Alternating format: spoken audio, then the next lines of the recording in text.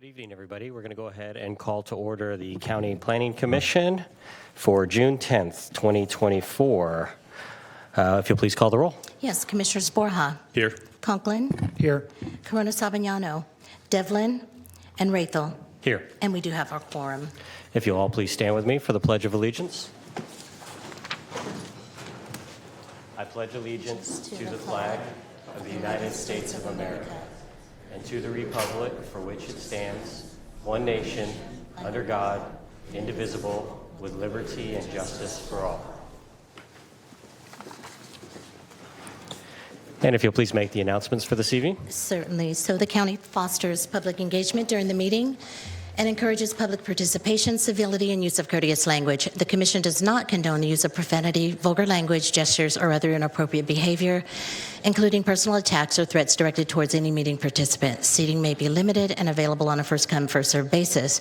To make an in-person public comment, please complete and submit a speaker request form to the clerk. Each individual will be invited to the podium to make a comment. Members of the public may send a written comment, which is distributed to Commission members and filed in the record. Contact information is optional and should include the meeting date and agenda or off-agenda item number to be sent as follows. Email a comment to boardclerk@saccounty.gov or mail a comment to 700 H Street, Suite 2450, Sacramento, California, 95814. All right, that moves us to our non-contested portion of the agenda. If you'll please call item number 1. Okay, and then, sir, just in confirmation, when would we want to have the off-agenda items? Oh, thank you so much. Yeah, thanks for the reminder. We do have 2 off-agenda items, so we're going to rearrange the agenda a bit. We're going to take public comment of off-agenda items first. So if Marco Alfaro wants to come down to the floor.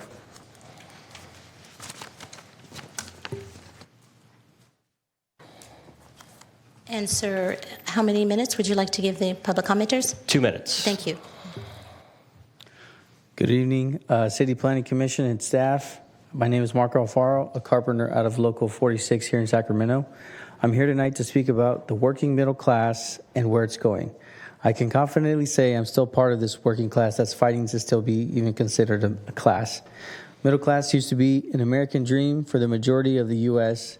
Now the majority of the population seemingly has to pick extra groceries for kids, lunches, enough gas money to get to work, making all of your monthly payments on time, and trying to save for the future.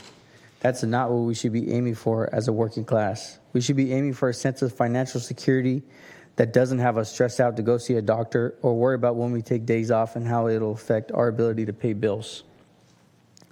I can personally attest that to be able to attend an apprenticeship program helped me elevate my skills and be able to become a valuable person on a job, which in turn helped me stay busy my whole 10 years in the construction industry. Along with working for employers that covered my health insurance, not just for myself, but for my family as well. When I was able to work close to home, it benefited my whole family with more time together and more memories I didn't have to miss out on while commuting. All this while I received area standard wages for my work. The whole package anyone could really ask for to support a family, live above the minimum, and actually be able to afford a home. I'd like to see a shift in our community to see the potential we can reach when we have jobs and employers that do all these things. As someone on the younger side of the trade, I encourage people to start looking into the construction industry if schooling, college debt, and desk job isn't for you. I also encourage the city of Sacramento to bring back up the middle class and have the people excited for their future and their kids' future. Thank you for your time. Thank you. All right, and now next we'll have Alex Hampton come down.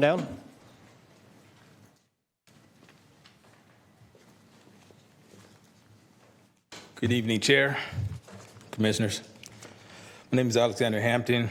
I am a North Cal carpenter representative out of Local 46, and I've been a resident of Sacramento for 45 years. Yes, I'm getting old. And, and I would like to talk about some of the struggles that construction workers experience today, like in Sacramento. That's why I feel it's important that we need to start implementing language like apprenticeship, healthcare, local hire, and prevailing wage. And the lack of stable healthcare is one of the main factors that keep workers away from the industry, which leads to labor shortages in the residential construction. I also meet many carpenters on the job that are not getting paid health care. That's tough. With the rise in healthcare costs, how it costs so much, it's hard enough for them to be able to make it. Local hire also is very important, and it will help reduce the greenhouse emissions, reduce miles traveled by construction workers. Prevailing wage also will even the playing field and stop a lot of the wage theft that is happening on construction sites. Apprenticeship programs are a proven escalator to the middle class by training tens of thousands of California residents every year at no cost to taxpayers. By implementing language like this, it will help developers choose a responsible contractor for future projects that are coming down the pipeline, and it will help elevate living standards in the county of Sacramento. Before I go, I leave you with this question: how can our county representatives better support men and women in Sacramento County? The workers deserve better. Thank you very much for your time. Thank you.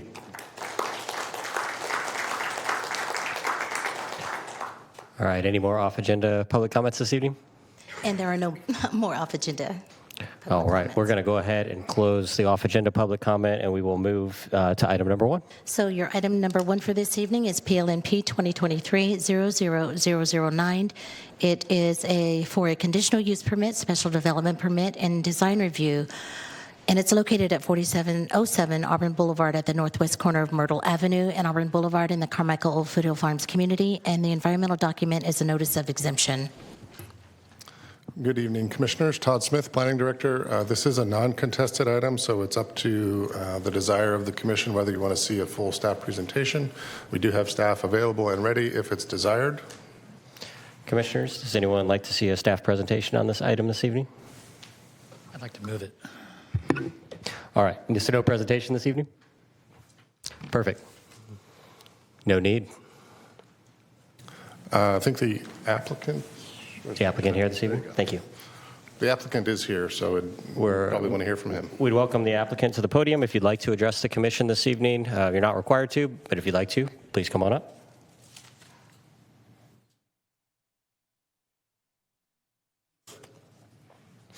And we can get you sworn in. Good evening. Thank you. Javed Siddiqui from JTS Engineering. Yes, sir. I'm Welcome having aboard. a little problem hearing. My hearing aid, I was supposed to get it, don't have it, so I'm Okay. Sir, if I could have you raise your right hand, and the appropriate response is I do. Do you swear that the testimony you're about to give this commission is the truth? So help you God. If you do not swear, do you so affirm? yes, I do. Okay, and you've already stated your name. If you could just make the statement, I have been sworn. Javed Siddiqui, JTS Engineering, 1808 J Street, Sacramento, 95811. And I have been sworn. I've been sworn. Thank you, sir. Thank you. Any comments this evening you'd like to make to the commission? We've read the staff report, and we are agreeable to all the conditions, so everything is good. We appreciate all the time staff spent with us in refining this project and bringing it to this point. So I can answer any questions. Any questions for the applicant this evening? All right, we don't have any. Thank you so much for being here tonight. Thank you. We'll move on to public comment. And there are no public comments, but for the record, I'd like to make notice that Commissioner Corona Sabagnano has arrived. Excellent. I'd be happy to entertain a motion on this item. Move. Second. So we have a motion for, was that a motion for staff recommendation? All right, so we have a motion for staff recommendation from Commissioner Conklin and a second from Commissioner Borja. Any discussion? All right, please call the roll. Commissioners Borja, Yes. Conklin, Yes. Corona Sabagnano, Yes. and Rethel. Yes. And the motion carries for those members present. Please call item number 2. And item number 2 this evening is PLNP 2024-00080. It is a development agreement, and it's located at 7361 Bradshaw Road, approximately a quarter of a mile from the intersection of Bradshaw Road and Florin Road in the Vineyard community. And the environmental document is an addendum to a prior mitigated negative declaration. Good evening again, Commissioners. Todd Smith. Likewise, this item is also non-contested. We do have staff available and prepared to present if it's desired. If not, we can hear from the applicant. I'm good without a presentation this evening. Commissioners, any desire to see the presentation formally? All right. At this time, I'd like to welcome the applicant up to the dais if you'd like to address the commission this evening.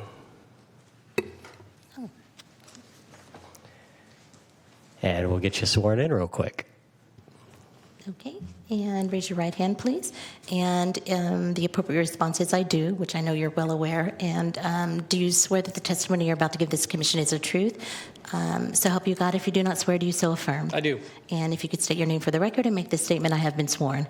Yeah, Nick Avdis with the law offices of Avdis and Cucci, and I have been sworn. Thank you. No questions this evening. Happy to answer any. I want to commend staff, and I want to commend the county for identifying processes like the current one before you to expedite housing in the county. It's a small but yet big deal, so thank you.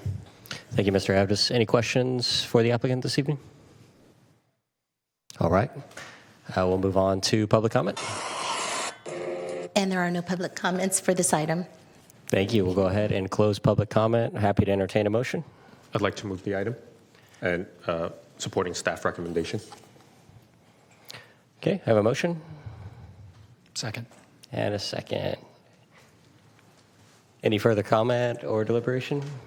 All right, please call the roll. And for the record, Commissioner Devlin is in the meeting. So Commissioners Borja, Yes. Conklin, Yes. Corona Sabignano, Yes. Devlin,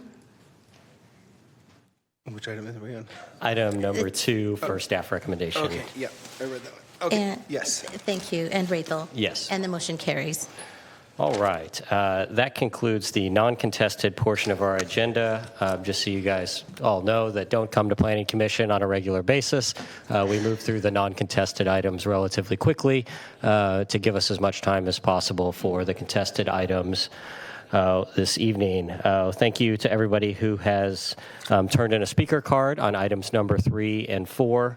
If you are speaking on behalf of a organization, let us know that when you come up to the podium, and we are happy to give you 5 minutes. We don't cede all a time to other folks. I know some commissions operate in a little different manner, but our rules of conduct are that each speaker is given 2 minutes. But if you're part of an organization, then you can get up to 5 minutes. Any other clarification, County Council? All right. So with that being said, we do have a number of speaker cards this evening. So if you have to applaud, feel free to applaud. But just so you know, with every applaud, we're going to add a little bit of time going on. So we're here. We are volunteers up here throughout the county, and so we're here to listen to everybody that's in chambers this evening and take into account what you have to say. And so we're excited, or we're glad that you guys came down this evening to speak on behalf of your community and these projects. Please call item number 3. Your item number 3 this evening is PLNP 2023-00087. It's for development plan review, density bonus incentives, and or concessions or waivers and design review. And it's located at 3532 Mission Avenue, approximately 375 feet north of the intersection of Whitney Avenue and Mission Avenue in the Carmichael Old Foothill Farms community. And the environmental document is a notice of exemption. Good evening, Chair Raythel, County Planning Commissioners. My name is Christian Baltazar. I'm an Associate Planner with Sac County Planning and Environmental Review and Lead Planner for this project. And Metro, can you please pull up the presentation for item number 3? Thank you. Thank you. The subject site is a 1.05 acre parcel located at 3532 Mission Avenue in the Carmichael Old Foothill Farms community. This is depicted with the red outline and crosshatch in the aerial imagery to the right. The subject site is currently vacant. The project site is within the Mission Oaks Neighborhood Preservation Area and has an underlying mixed zone composed of RD20 and RD30. Properties on this particular stretch of Mission Avenue are predominantly commercial uses near the intersection of Mission Avenue and Engle Road, and higher density residential near the intersection of Mission and Whitney Avenue.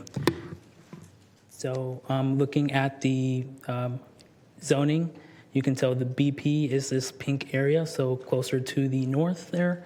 You'll have business professional office uses, and then near the south, you'll have commercial uses as well as higher density residential with apartment complexes. However, the immediate surrounding area is developed with a condominium community directly to the north, an apartment complex directly to the south, a mixture of the condominium community and an apartment complex to the east, as well as single family to the west. The subject site has had 2 previous planning entitlements, including approval of a tentative parcel map, special development permit, development plan review, affordable housing plan, and an exemption to allow a 15 townhome lot known as Mission Manor Townhomes. This was approved on September 28, 2006, as well as approval of a 5-year time extension for this Mission Manor Townhomes, which was approved on February 27, 2017. The necessary permits and development were not completed prior to the expiration of this map, which was February 27, 2022. Staff has reviewed recent code enforcement violations and has concluded there are no active cases. The entitlement being requested is a development plan review pursuant to the Mission Oaks Neighborhood Preservation Area, approval of a density bonus and incentives for qualified housing development, as well as a design review to determine the project substantially compliant with Sacramento County-wide design guidelines. To elaborate a little bit on the request for the density bonus and incentives, part of the request, the applicant is requesting a 50% density bonus, 3 incentive, and 6 waivers. Included as attachment 3 of your hearing packet is a list of the requested incentives and waivers along with the applicant's justification for each of those items. These are also listed on pages 11 through 13 of the staff report provided. Additionally, attachment 4 of your hearing packets will contain the density bonus and incentive calculations for this project. Throughout my presentation, I will also be pointing out areas of the site in which an incentive or waiver is being requested.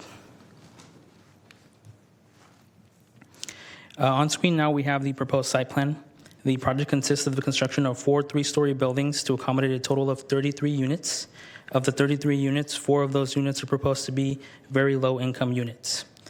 One of the incentives being requested is for the multifamily design standard, which states buildings shall be designed to offset windows between facing building elevations.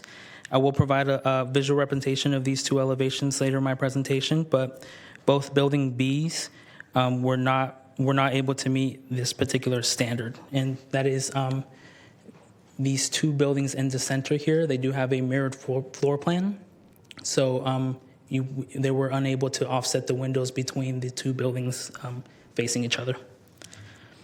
A waiver is also being requested for a standard reading: parking and paving directly touching against residential buildings shall be avoided.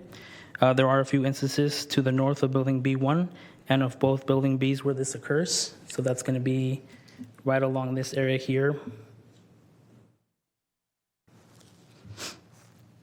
In addition to the 4 buildings being proposed, a parking lot consisting of 44 spaces is proposed for both tenant and visitor use.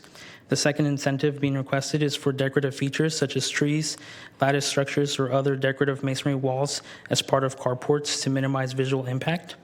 Decorative features are not being proposed for the carports on this site.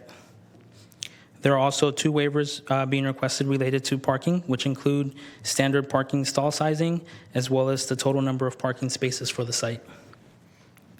The site will be accessed off of Mission Avenue, and a 6-foot-tall wooden fence is proposed to be placed on the north, east, and south property lines as a perimeter fencing.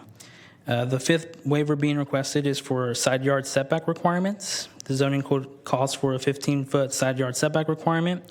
To the south, being shown in this area here, only a 10.2-foot side yard setback is being proposed.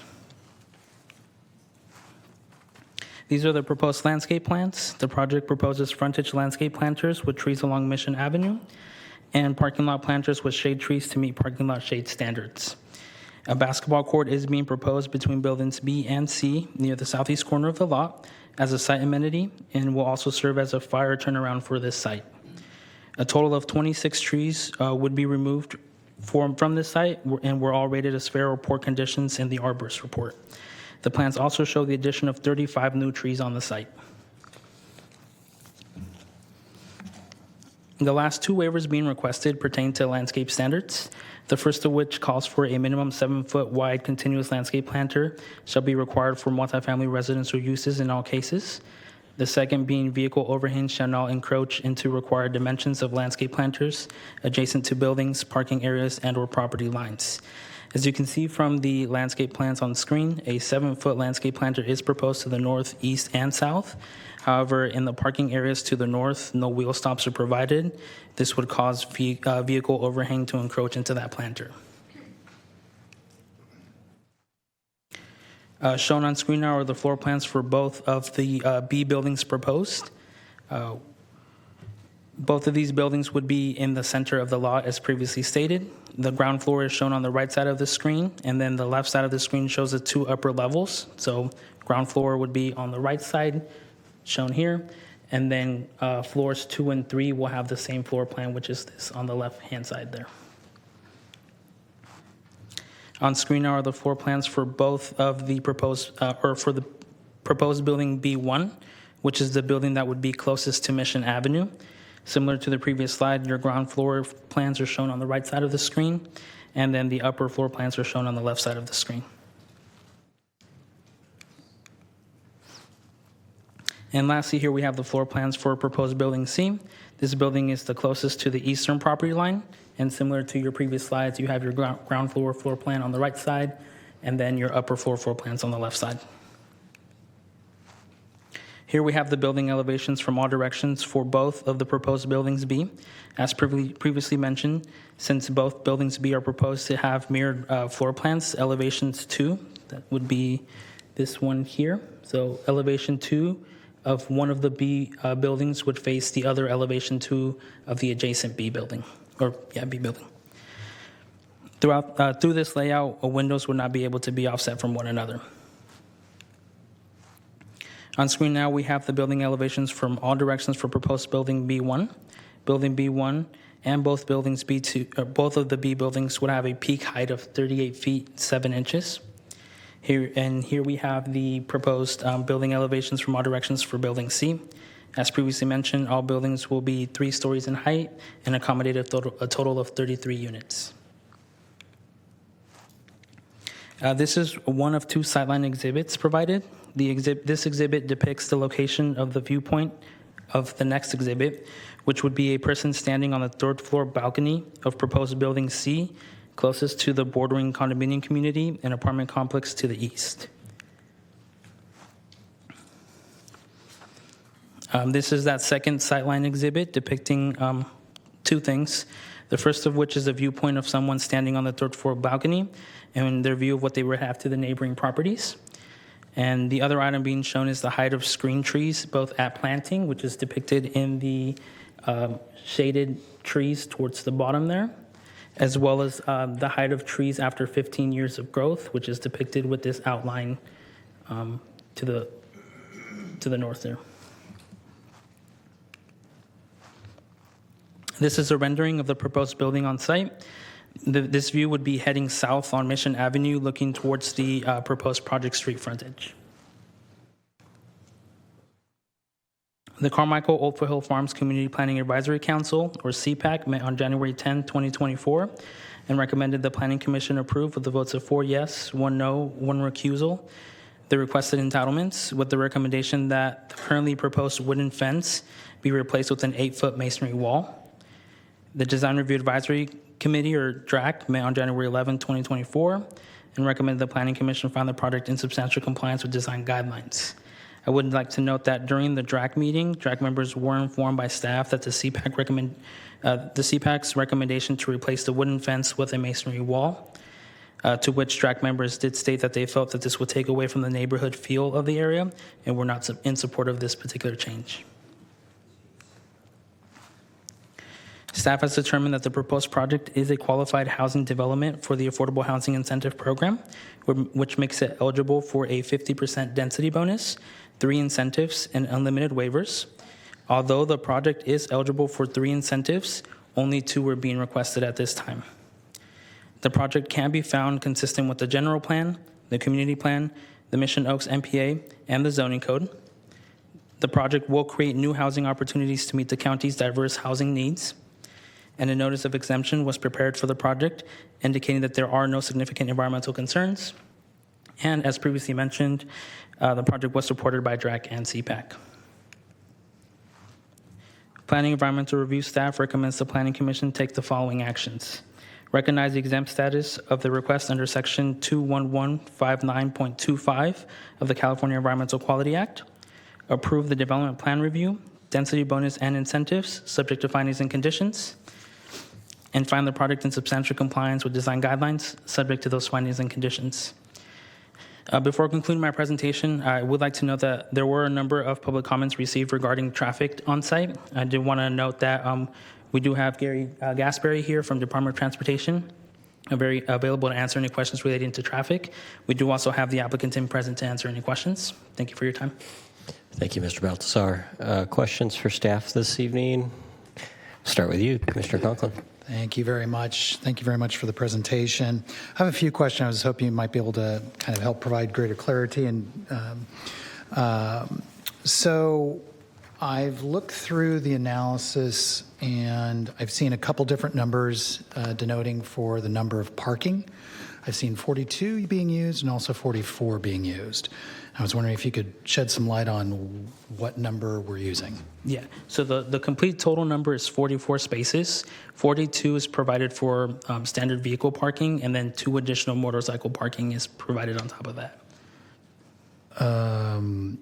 Okay. I was looking at, and that's the compact at 25% and standard vehicle size at 75%. Is that what you're? Is that where the numbers are ironing out to? Or is so that are something you looking different? for a total of parking that would be required as opposed to the parking that's being requested? A total number there? Oh, okay. So, so the total number being proposed is 44. The item that you're seeing in the development standard table is showing a requirement for 57 parking spaces, so indicating that they would be short 13 parking spaces. However, I would like to note that there has been a recent zoning code amendment package in which there was a revision to the requirement for affordable housing projects, and that did reduce the number of total parking required down to 46 spaces. So they would only be short 2 parking spaces in this particular case. And medium density developments need to be near transportation or transit corridors or employment centers. Is those requirements being met? Yes. Okay. The proposal for electric vehicle charging stations, I see 2 with 5 capable. Is that sufficient with Cal Green code? Yes, and potentially, Kimber, you could correct me, but the recommendation for the environment or the EV parking is a recommendation, I believe. I don't believe is a requirement for the site at this state. Okay. And on the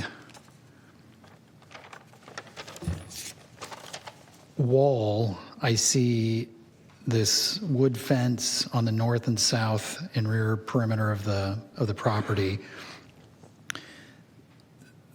It's been proposed that a masonry wall be erected, be 6 feet at least, to help with abate noise pollution.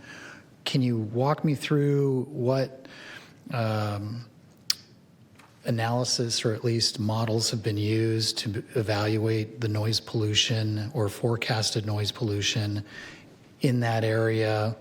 HVAC, your heating, air, and AC units, human traffic, vehicle traffic. I'm just trying to get a sense of how we came up with the decibel numbers that we did, and would a wood fence abate that versus a masonry fence? I know we've got some aesthetic concerns, but I'm just trying to get a better sense of how we developed at least some rationale or justification around it. Good evening, Commissioners. Julie Newton, Environmental Coordinator with Planning. I can speak up. First, I want to just make a quick comment on the EV parking. The project is required to comply with Cal Green standards, and they will be required to comply with the EV parking standards at time that they submit building permit. Okay. So I know those standards are set to update July of this year. So if there are changes in those standards, they may need to modify their EV parking at the time of building permit submittal. As far as the aesthetics concerns, we, at least for environmental purposes, when we evaluate aesthetics, we're looking at substantial compliance with our adopted standards and guidelines. So that means we look to our design guidelines as well as our zoning code for compliance with aesthetics concerns. For our noise evaluation, the county's development standards are largely developed to account for those standard day-to-day activities, such as HVACs that go on to our buildings. And then we consider any, if there are any proposed deviations that would substantially exacerbate those noise situations. In this case, this project is not proposing any operational uses above and beyond what's typical of a residence. So, your HVAC is going to be probably the primary operating concern. The county's noise ordinance does have a section specific to mechanical equipment such as HVAC operation. So given the fact that on this project, our HVAC units are located on the roofs, on a pitched roof, that separation and distance from the neighbors, given the elevation as well as intervening, the roof intervening between the neighbors, we're not expecting, there wouldn't be a concern with noise, at least as it relates to the HVAC unit. Okay. When calculating the density bonus, I'm still trying to wrap my head around, and I just want to make sure I'm using the correct numbers here, because I see that originally there were 22 units by right for the 1.05 acres, but then there were 11 additional units to bring up a total of 33 units. Is that correct? That's correct. So I was looking at the math and I see that they're being scored at 18%, which is, or I'm sorry, 18% in order to get the incentives and concessions. But with the 11 additional units, that's 12%. So just for clarification, the 22 units were allowed by right. Since they're proposing 4 of those 22 units to be at the very low income, Right. that puts them at the 18% affordable unit percentage. If you follow table 6.4 in attachment 4. No, I understand that part, and I don't mean to be combative. I'm just trying to understand how we are using 22 versus the 11 additional for, which would be 12%. Right. So the 50% density bonus that's eligible is from the 22 units that is allowed by right. So 50% of 22 gets you the 11 additional units requested in the density bonus. Okay. And then the waivers that are being asked here, and that's the setbacks, the parking spaces, the walkways, the landscaping strip, parking ratios, the bumper overhangs, and vehicle overhangs. Without those, then there wouldn't be enough space for this project to pencil out with the additional very low income units in order for them to be eligible for those waivers. That's correct. Okay, just trying to get some clarity around that. All right, that's all the questions I have for the moment. Commissioner Corona-Sabaniano, questions for staff this evening? Just one question on the density bonus. So the 4 units that are very low, are those deed restricted, and for how long, if so? One more time. The 4 units that are very low income, are they deed restricted? Actually, I'm not sure. I believe so. Like how long do they stay at the very low income level? Sorry, Kimber Gutierrez, Sacramento County Planning and Environmental Review. I believe SHRA, which is the Sacramento Regional Housing Authority, the applicants would enter into an agreement with them, and kind of what their purview would be to make sure that those very low units are being rented out at a very low income rate. So they will be monitoring that and checking to make sure that the people who are renting those units are making that income consistent with the very low income rate. I'm not entirely sure how long that agreement is, so I would want the applicant to touch on that and confirm. Okay, thank you. Commissioner Borja, questions for staff? Yeah, there were a number of concerns regarding traffic and increased parked cars. I was wondering if we could have the county staff chat a little bit about what was done as a traffic analysis and the impacts in the immediate neighborhood.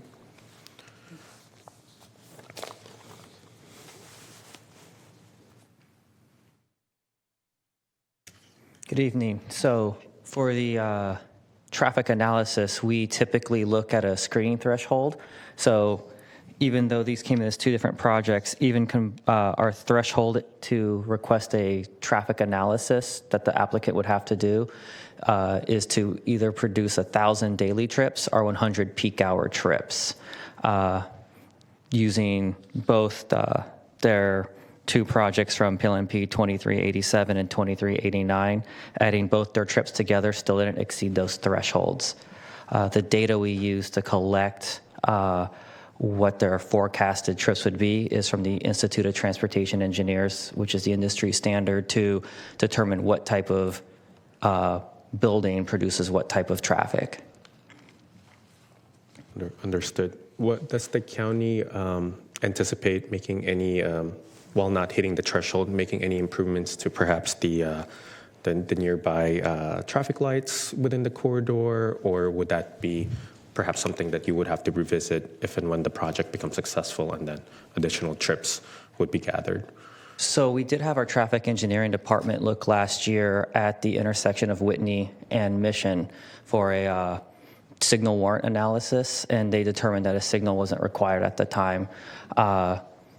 Some people do feel like they need signals sooner, but sometimes they exacerbate the problem by attracting even more cars to that area because now people know it's a controlled spot. So that's one of the issues. Thank you. And then there were some questions from community members about the amount of parked cars that are in that current street right now. By any chance, have y'all or the staff looked into analyzing how many parked cars might have been in the neighborhood? Has there been a significant increase over the last couple of years, or is that something that you guys looked into? SACDOT doesn't look into the number of parked cars on street. The way we see it is if it's public parking for an area, anyone who lives in this country is allowed to park in public areas. Okay, thank you, sir. Mm-hmm. Thank you. Commissioners, I did find an answer over here. I did find an answer to Corona Savignano's question. So pursuant to the government code, any affordable projects that meet the very low income rental units will be awarded the density bonus for 55 years or a longer period of time if that's agreed upon with SHRA. Commissioner Devlin, questions for staff? Just one, how many bedrooms are being constructed in total? Yeah, so in this particular case, there's 33 units being proposed. So it's the breakdown matrix is 9 one-bedroom units, 15 two-bedroom units, and 9 three-bedroom units.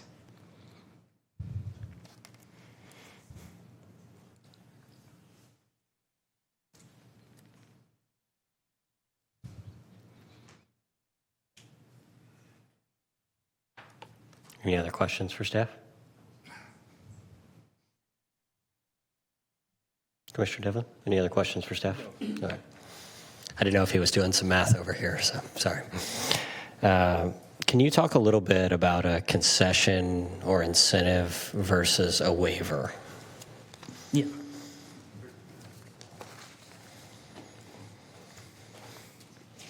And I understand what they are on this particular project, but more in generality, broad, under density bonus law, what's considered because I think on this project there's 2 concessions or incentives requested, but they have a maximum of 3.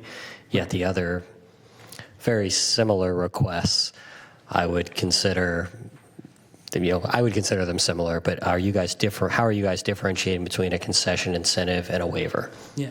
So an incentive and concession is one that would place a financial constraint on the ability for a project to fulfill the affordable housing units on site, whereas a waiver would be one that would be physically not suitable for the site itself. So if adding additional parking would diminish the number of units that are being proposed and would prevent the project from reaching that low income the low income units, and that's how they're reviewed. And the attachment did provide a justification from the applicant as to why one was being requested, why an incentive was being requested, and why a waiver was being requested, and justification as to whether it was a financial constraint or limitation of the site. So a waiver doesn't have a financial constraint. It may have a financial constraint, but it is defined as the limitation of the site itself. Okay.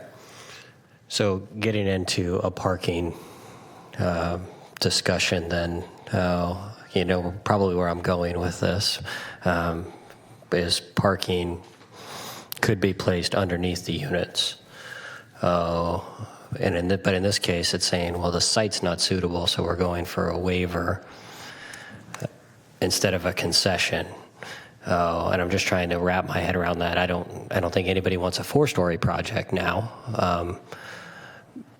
But to me, it's very hard to draw this line between economics and the site's just plain not suitable. Like if it was on a mountaintop, I guess I could say, hey, that site's not suitable, but it's a flat site. So how do we get to that? The site's not suitable. So just to read you the specific language that's in our zoning code and in government code is that in no case may a county apply any development standard that will have the effect of physically precluding the construction of a development at the densities or with the concessions or incentives permitted by the government code. So it's not, I guess it is the site not being physically suitable, but it's also development standards that would physically preclude the construction of the density that they're requesting. Got it. So I guess where I see this is, and maybe we can save this for deliberation, but they get 3 concessions, but then they get unlimited waivers? Okay. Yes. So really, it's a fine point, and I think it's an arguable point, but we can talk about that a little more. I just wanted to understand exactly what you guys were seeing as the definition of those 2. Is there a minimum square footage of a 1-bedroom, a 2-bedroom, and a 3-bedroom by county code? And is this project at that minimum?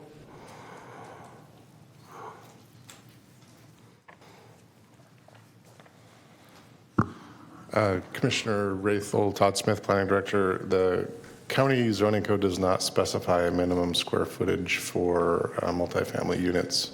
The only place that I'm aware of where we specify a minimum square footage is for accessory dwelling units.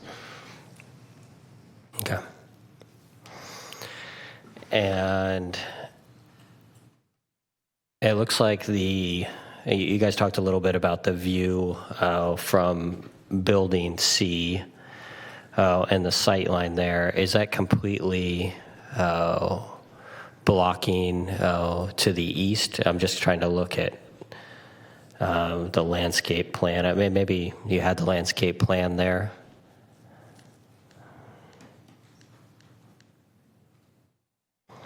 Okay, so once those trees are grown out, it will be blocking, it will be private to the units to the east that are there.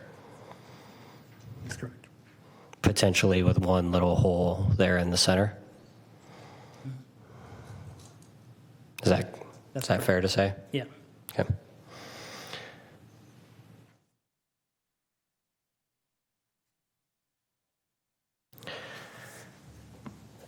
And then I think the only time I see, looking at this masonry wall, and I'll just ask this bluntly, the only time I see masonry walls is when the traffic is too loud for the intended new residents.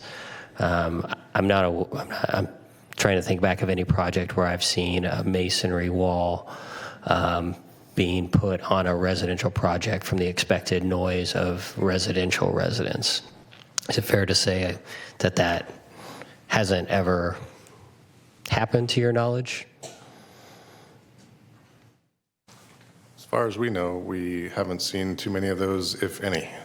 Okay. I'm thinking like car washes and, commercial and industrial uses Sure. for sure, right? And then the only time I see it in residential is really when it's bordering a major road, right? Right. Typically, we do see a masonry wall or sound barrier adjacent to a transportation noise source or another site-specific source like a car wash or other commercial uses. Okay. Thank you.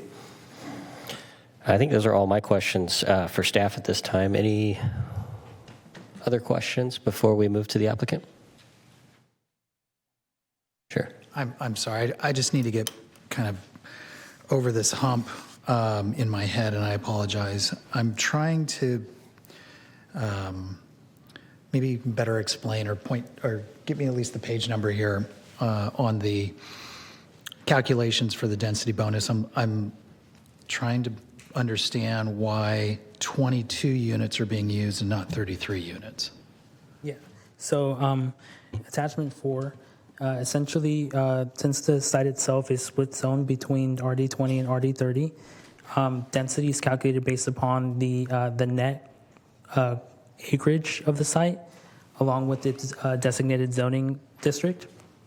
So for the RD20 site, there is a net of 0.95 acres. I'm sorry, can it be pulled up on the screen? Because I've got a 730-page document I'm trying to scroll through. I don't think it's there. I can probably use the overhead.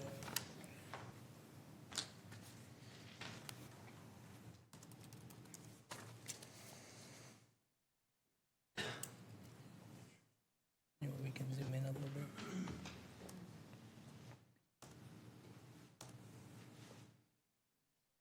Thank you. Okay. So as previously mentioned, the site is split zone. So we have RD20, RD30, 0.95 acres are the net acreages for the RD20 portion of the split zone property, and 0.1 acres are the net acreage for the portion that's zoned RD30. The way the calculation is measured for allowed by right, so if there was no density bonus being requested for this site, we would take RD20, that's 20 dwelling units per acre, times the net acreage, which is 0.95 for the RD20, and that gives you 19 units outright. For the RD30 portion of the site, you multiply the 30 by the 0.18 acres, and that gives you 3 units. So this is going to be 19 plus 22, or plus 3 gives you 22 units that would be allowed by right or outright in this particular area.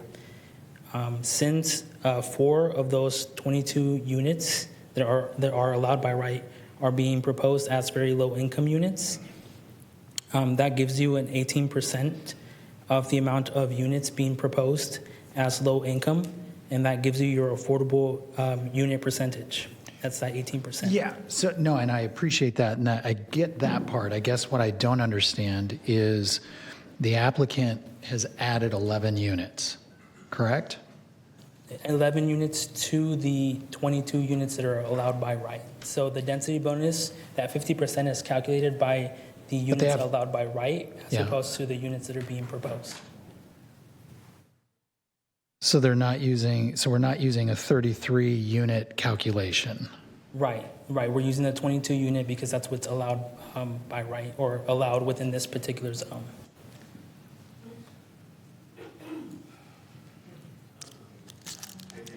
Interesting math. Okay. Okay, thank you very much.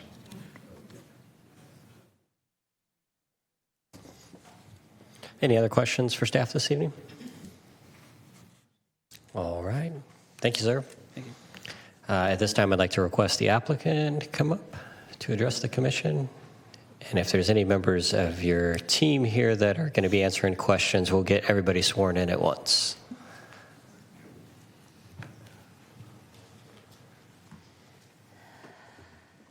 Good evening.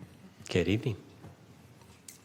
And thank you. If you could please raise your right hands and the appropriate responses I do. Do you swear that the testimony you're about to give the commission is the truth so help you God? And if you do not swear, do you so affirm?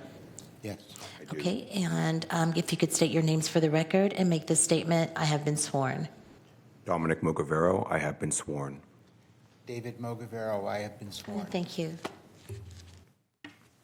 All right, good evening, commissioners. Thank you very much for taking the time to review our project. As stated, my name is Dominic Mogavero, and I've been the sort of de facto project manager of the project. So I'm going to take a little bit to walk you through some of our additional thoughts. I'd just like to start briefly with a short rundown of our company, Mogavero Architects. We are a long-time local company with dozens of projects completed throughout the Sacramento region. Much of the work performed in our office is housing of various sorts, including Class A market rate, student housing, and subsidized affordable housing. Thus, we are deeply experienced in understanding how to design the two projects you will be reviewing this evening. A constant emphasis in our office is on high-quality design, sustainability, value, durability, and respect for context and a sense of community in place. Many of the projects in our office have won numerous design awards as well. We are known for a thoughtful and thorough design approach, and we have spent much time collaborating with planning staff about both of these projects to further refine and improve them to the state you will see presented to you this evening. To date, we have attended 2 different CPAC meetings, both the Foothill Farms and the Arden Arcade meeting, and myself and one of my coworkers, who is unfortunately not able to be here tonight, also attended the MONA meeting on February 29th of this year. We did our best to respond to questions and feedback regarding the project as we were able. I'll pause briefly and state that I was instructed by our planner to sort of speak to item 3 and 4 together. And so that's the nature of my presentation tonight. And I understand that we'll be responding mainly to questions about item 3. And then, of course, at the appropriate time, we're happy to respond to any questions about item 4 as well. Mission Avenue Apartments East and West is a thoughtfully designed and planned community of 81 units in the Carmichael area, as you now know. The 2 development lots have been empty for many years, including 2 longtime vacant buildings on the west site, which have been a nuisance to the neighborhood, including squatters and vandalism. The parcels in question for this project have both been zoned for 3-story multifamily development since the 1980s. The 2 proposed projects also utilize density bonus law, and Commissioner Conklin, I'm happy to maybe try to answer any additional questions you have about the density bonus law as well. We propose a total of 9 units that will be affordable to individuals and families making 50% area median income. The project seeks no subsidy from the county or any other entity. The application for density bonus law as it is used in this project is directly consistent with the intent and vision for density bonus law as initially proposed and further bolstered by the legislature over the years. While the project does request certain waivers and incentives from certain aspects of the zoning code, the design has been performed in a manner that still shows deference and consideration for the intent of each of these elements of the zoning code, which we request deviation from. In terms of design, while we recognize the concern from the community regarding the 3-story product, we have still taken care within that context to be considerate of the immediate neighbors, particularly the 1- and 2-story condominium development that is to the north of the east. In that regard, we have utilized parking and EVA access lane to provide a buffer between the 3-story buildings and the adjacent 1- and 2-story product to the north and east. This has meant a closer proximity to the existing 2-story multifamily project to the south, but most of the units on this eastern site face the interior courtyards, as staff spoke about earlier, which provides visual privacy for all adjacent neighbors. The exception to that is the most westerly building, as the site does also face the street, so this provides additional eyes on the street for security and to provide good urban design. Amenities for this community, as mentioned, include a turnaround basketball court, benches, and grills. We have also selected quiet materials, forms, and colors that will blend in with the surrounding neighborhood. Design features that were explicitly proposed to match the area include gable roofs, fiber cement siding, and brick accents. Regarding the western site, just as the eastern site, the site has been designed in a way to show deference to existing single-family neighbors as much as possible. The parcel to the south is also zoned RD20, but is currently developed with a single-story, single-family dwelling. There is another large lot single-family user to the west and the commercial user to the north. To provide separation from the properties to the south and west, we have again placed the EVA and drive lane access between the residential users and the proposed new building. This means the building is set back over 55 feet from the 35 feet from the southerly property line and 55 feet from the western property line. It is our understanding there is a proposed single-family tentative map project for the large parcel to the west, so we understand that the single-family context will remain. The project proposes one large shared courtyard that is tucked in against the U-shaped building as far back from the western residential user as is possible. This courtyard will also be well landscaped and will have seating areas, including a gazebo, as well as shared barbecues, just like the eastern site. Again, materials and form for this proposed building are similar to the eastern site to match and blend into the surrounding neighborhood as much as possible. The building fronts the street, providing additional eyes while orienting as many views to the internal courtyard and street as possible. The interior walkway is oriented to face into the courtyard, limiting visibility of comings and goings for the residential neighbors to the south and west. This project will also have a gated and secure parking area. The eastern site does not have a gate, just to be clear. Other items that are being considered or already implemented by our client to help limit the impact of this proposed development are potentially modifications to the carport roof pitch to provide additional visual screening for neighbors, additional plantings above and beyond code requirements to offset certain engineering constraints, to provide a lush and vibrant project and to aid in visual screening for neighbors, and provision of transit passes to residents to encourage transit use in the area when it is feasible for the project to do so. There are multiple transit stops within a block of the development. I would like to state that both projects have received significant opposition from the community, which we find unfortunate. From our experience, the important comments in opposition of the project are regarding its 3-story height, despite the zonings for these parcels allowing for 3-story by right, and traffic. This 3-story height is necessary to achieve a feasible yield, as we have been told by our client. As some or all of you may know, many market rate multifamily rental projects are not proceeding these days due to a lack of feasibility, and yet I will point out again that this project provides 9 low-income units without seeking any subsidy. Also, these parcels are and have been zoned for 3-story development for over 40 years, as I stated earlier. In regards to traffic, the complaints I have heard from neighbors are that the existing street has too much traffic as is and cannot accommodate more. Based upon the immediate context and after discussing with others who are past or current residents, it seems much of the traffic in the street is cut through. Perhaps it would be appropriate for DOT to analyze adding some sort of traffic calming measure to limit the activity and move the through traffic to other higher velocity north and south arterials, which are immediately adjacent, such as Eastern and Walnut Ave. This would also improve safety for the immediate neighbors who are likely to be most impacted by this new development. The project team would be in support of this approach. The project provides much needed housing in an area with a good quality of life and access to amenities, transit, good schools, and jobs. Despite misleading and inaccurate information being shared, the market rate units will be rented out by middle-class individuals, couples, and families, and they will be excellent additions to the neighborhood. Surely they will make good neighbors as well. Many folks are simply priced out of home ownership these days. I do think our team plans to respond to the lengthy letter that was submitted by the Neighborhood Association later on at the end of the public comment period. I politely request your vote in support of this project. I look forward to answering any questions that you have. And just to touch on one of the questions that was asked in terms of the number of bedrooms, there are 66 bedrooms proposed. And I did want to confirm that Kimber had it correct. It's a 55-year condition. And Commissioner Conklin, in terms of the density bonus, that is just how the law is written. You calculate so we're providing 15% is the minimum amount to get to the 50% bonus. And so the 15% is calculated based upon the original unit number. That's just how the law is written. And we actually went back and forth with SHRA a couple times to get this totally correct. And that was the explicit direction of SHRA, is that's the minimum amount of number of units that need to be proposed in order to qualify for the density bonus. So I'm happy to answer any of the questions that you have. And as you heard, my father's here as well, and I think he'll be speaking later in response to the letter, but we're happy to answer any questions that you have at this time.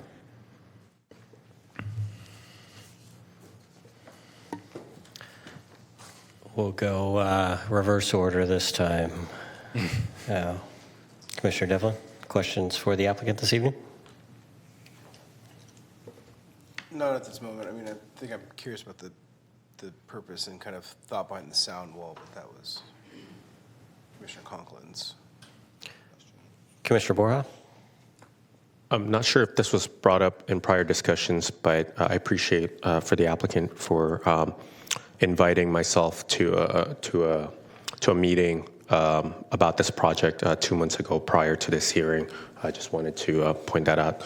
I've also read all of the comments and letters that were provided to me by the constituents, the community members. Just a quick question.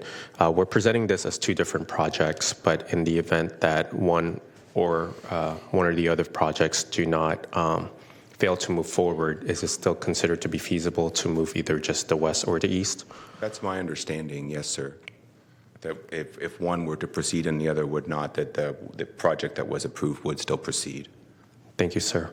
And I think you had answered my other question regarding the SHRA guidance regarding the number of units. Were there any other requirements that SHRA perhaps required for this project, or any other guidance that you have to be able to meet in order to comply with any of their programs? We have no concerns about complying with their standards. Of course, our client will go through an annual compliance check regarding the low-income units, and we're very comfortable and agreeable to the 55-year deed restriction as well. There have been conversations about marketing for the projects generally, and specifically the very low-income units in the surrounding neighborhood explicitly. While we could never discriminate against any applicant, we will be proactive in trying to solicit residents from the immediate neighborhood, both generally but specifically for the very low-income units, and that applies to all 9 of them across both sites. Okay, thank you, sir. My pleasure. Commissioner Corona-Savignano? I have no questions, but just thank the applicant for meeting with me also about 2 months ago on this project. Commissioner Conklin? Thank you. I too met with the applicant and want to appreciate the time that they had spent bringing me up to, or at least kind of summarizing the project and bringing me up to speed with their thoughts and the aesthetics and how they're, I know we discussed in great depth public outreach and community engagement. And I was very impressed with that presentation. I do have a couple of questions. As I understand it, under incentives, the offset windows were found to be too costly, requiring kind of a whole redesign of the roof line, and as I read the analysis. So what's the alternative? Without the offset windows, what are residents as well as neighbors going to be grappling or confronted with? Sure. So I think as staff spoke to, it's really those interior courtyards where that's the condition where we couldn't comply. And the rationale in terms of financial feasibility, Commissioner, is that we do, as I spoke earlier, a lot of multifamily housing in our office. And one thing that we've learned on every single project, and is a goal for every project, is to create building repetition where possible. That saves on construction costs. And so by limiting the amount of different building types and floor plans, it saves both in terms of the building permit submittal, and also is a more effective and efficient and cost-effective way to construct the project. And so those are the two different sort of areas where there's a savings for the project in that regard. In terms of the immediate neighbors, I'm not sure that there's much of an impact to them. Again, these are interior courtyards where the units are facing each other. It's not a perfect situation for the housing units, and it's only in that one courtyard condition where it's the case. Okay. And I know I've read all the letters that have been submitted. It seems to be a reoccurring concern from what I've highlighted of noise pollution and noise abatement. I'm just wondering what you as the applicant are doing to mitigate some of those noise pollution issues and concerns. Sure. So, I mean, in terms of traffic noise, that's one reason I said the thing about traffic calming. I think, we're generally an advocate of high-quality urban design and walkable communities, and slowing traffic, particularly on neighborhood-serving streets like this one, is always a benefit. To speak specifically to the HVAC questions that I think you had for staff earlier, I think that we're going to speak to this more extensively in a bit, but the short answer is that the specifications provided for the HVAC unit as proposed in that letter are incorrect.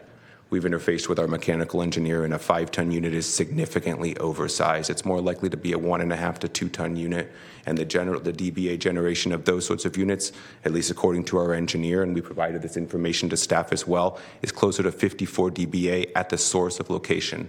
Okay. We also believe that the calculations provided in that letter do not take into account, as staff spoke to earlier, the mechanical well condition within which these mechanical units will be placed. So they're not just sitting immediately at the fence, they're in the air and they're with a contained well, and so the sound will ultimately be reflecting against the building. Some of it will be going up into the air, but it will not be, the calculations there we don't believe are correct in our personal opinion. And in that letter, if I recall correctly, it was like it forecasted as 74 decibel. That's correct, sir. Yeah, okay. And that was based off of 5-ton. That's correct, sir. Okay, thank you. That's all I have.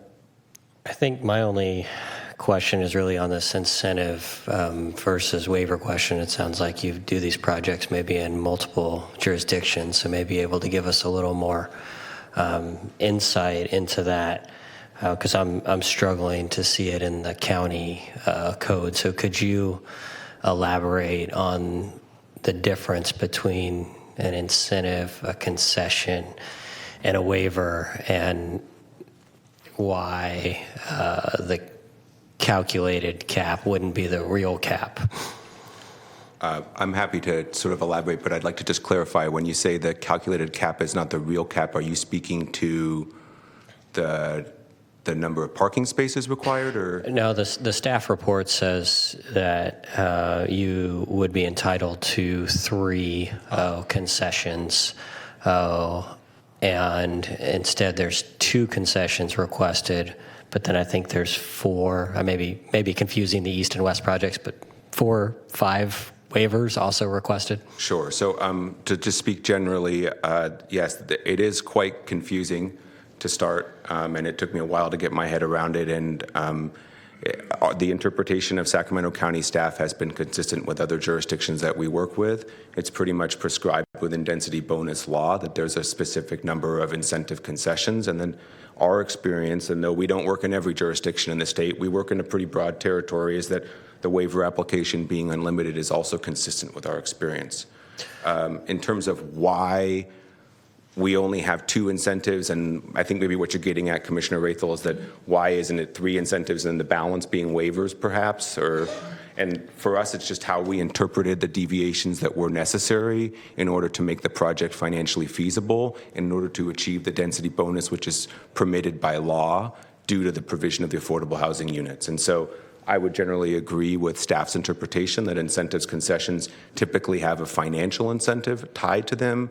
A common one that we have seen on other projects is the requirement of a balcony on every unit. Balconies add a lot of cost to a project. We're not asking for that incentive here, to be clear. We're a big proponent of outdoor space and private outdoor space when possible, but it's typically a cost savings, a financial, and you have to be able to sort of, there must be some sort of rationale there. Waivers are, as staff spoke to, are truly the physical constraints. So yeah, we would, the project would be entitled to request a waiver to the height if necessary. We understand that that's a very sensitive condition, so that was never even on the table for us, but that's our interpretation of them, is pretty consistent with staff, that there has to be some financial element of savings to the project in order to suggest the incentive concessions and sort of put it in that bucket, versus typically it's setbacks, parking requirements, height. Those kind of conditions are typically where you see a waiver applied, and that's sort of, I think, generally how we've applied ours as well. Got it. So walk me down that road a little bit on parking. I know of one affordable project in another jurisdiction that did do parking underneath the units. So in this case, you guys have listed it as a waiver, which says that your site is not able to handle it. To me, you could have not undergrounded them, but you could have put those on the first floor. And so then to me, it's an economic condition, right? I think a lot of these things can be installed. Everything can be boiled down to an economic condition in my mind. So I'm struggling. How is that a site limitation which prevents you from providing the required number of parking? Sure. So as we haven't really gotten to that site yet, but we actually do have tuck under parking on the western site. It's a little bit of a larger site, so the geometry is a little bit more flexible. And actually, we prefer to do tuck under parking. And our original scheme for the eastern site did propose tuck under parking. Unfortunately, we were told by Metro Fire that that condition and the geometry of the building as proposed was not acceptable. And so we actually modified the design, pulled the building back, and made that surface parking. So we actually shot for that initially. In terms of additional parking under the building as the site plan is proposed now, it would be geometrically challenging because we have pretty much a fully double loaded corridor of parking. And so it could be some sort of weird condition where there's tandem parking underneath that. But besides that, there's no real efficient way to add more parking onto the site once you account for the trash enclosure and the hammerhead turnaround. We've optimized that parking lane as much as we can. Thank you for providing that background. That is very helpful. Surely. That concludes my questions for now. Any other questions for the applicant that have come up? All right. Thank you, Mr. Macavero. Thank you.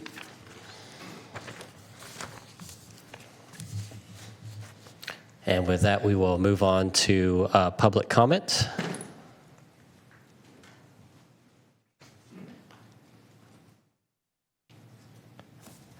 And it's just in chambers. All right, perfect.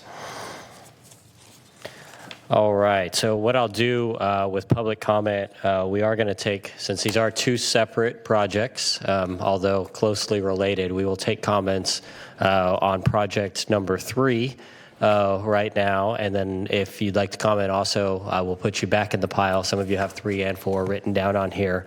So we'll also give you the opportunity to speak on project number 4 when that time comes. So what I'll do is I'll call the first one up, and then I'll call the next person who is going to be on deck. I would ask that you respect the 2-minute rule this evening so we can make sure to get everybody in and get to hear from everyone that's in chambers. You could also chime in that you agree with other people. If there's an organization that's speaking on behalf of some members tonight, you can say, hey, I agree with that organization this evening. First up, we're going to take Jeff DeLance, and then on deck, we're going to have Kathy Cook. And I'll do my best on names. Sorry if I butcher your name in advance.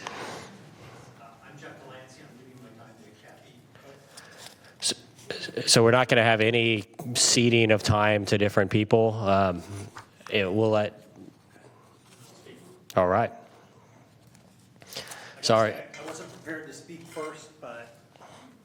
We can let Kathy go first if you'd like. No, I'm good. Okay. I'm good. I appreciate the Magavero team recital that we just received and their insight into how they designed for the local communities. But in all fairness, this is not really fair to the local community. 3 stories, there's no 3-story buildings in that area. Some very good friends of mine that are attempting to sell their home are not able to sell it because they're going to have a 3-story building next to them. And I understand that in 15 years, when we have big trees, they will have privacy. But until then, there won't be any privacy. I'd also like to say that I believe that it's going to create a hazard on the streets. Not enough parking. I don't know if any of you have been there, but there's no parking there. And we're going to have all these cars, and there's no parking. Who knows where people are going to park? I understand that it may not be economically feasible to do it any other way, but I don't think the economics should come into play when we're talking about this. It's not aesthetically pleasing. It is not aesthetically pleasing to the neighborhood. There's nothing like it in the neighborhood. We have lots of 2-story, I'm going to say, lower income apartments within a half a mile of our residents. I've lived there for 24 years. That street corner at Mission and Whitney is very busy at school times. And the idea of changing our driving patterns because of this project is pretty ludicrous to, I think, everybody that lives in the neighborhood, that somebody else would suggest that to us. So, bad idea. I'm done. Thank you, Mr. DeLance. Next up, we've got Kathy Cook. And then on deck, we'll have Lind Mitchell. I'd like 5 minutes, please. I'm Kathy Cook. I'm president of Mission Oaks North Neighborhood Association, representing over 1,500 residents within the boundaries of our NPA, the Neighborhood Preservation Area. This is a well-established, single-family home ownership residential neighborhood, and many neighbors have lived in the area for more than 40 years.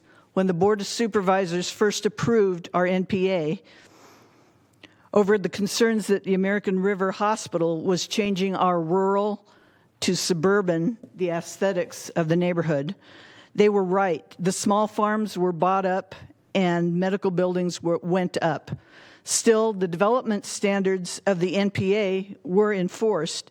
Height structures not to exceed 24 feet unless a use permit is approved by the Board of Supervisors. Shielded lighting so as not to be visible from the adjacent residential properties. Adequate parking lots that include shade trees, landscaping consisting of trees, shrubs, ground cover, all in an effort of protecting the aesthetics and the character and the privacy and the livability of the neighborhood. It is the purpose, this is quote, it is the purpose of the Board of Supervisors in adopting this NPA ordinance to preserve and to protect the existing single-family residential neighborhood from further encroachment of commercial and institutional use, and to adequately buffer these neighborhoods from potential noise, pollution, traffic, and visual intrusion. And over the years, since 1985, we have been increasingly encroached upon.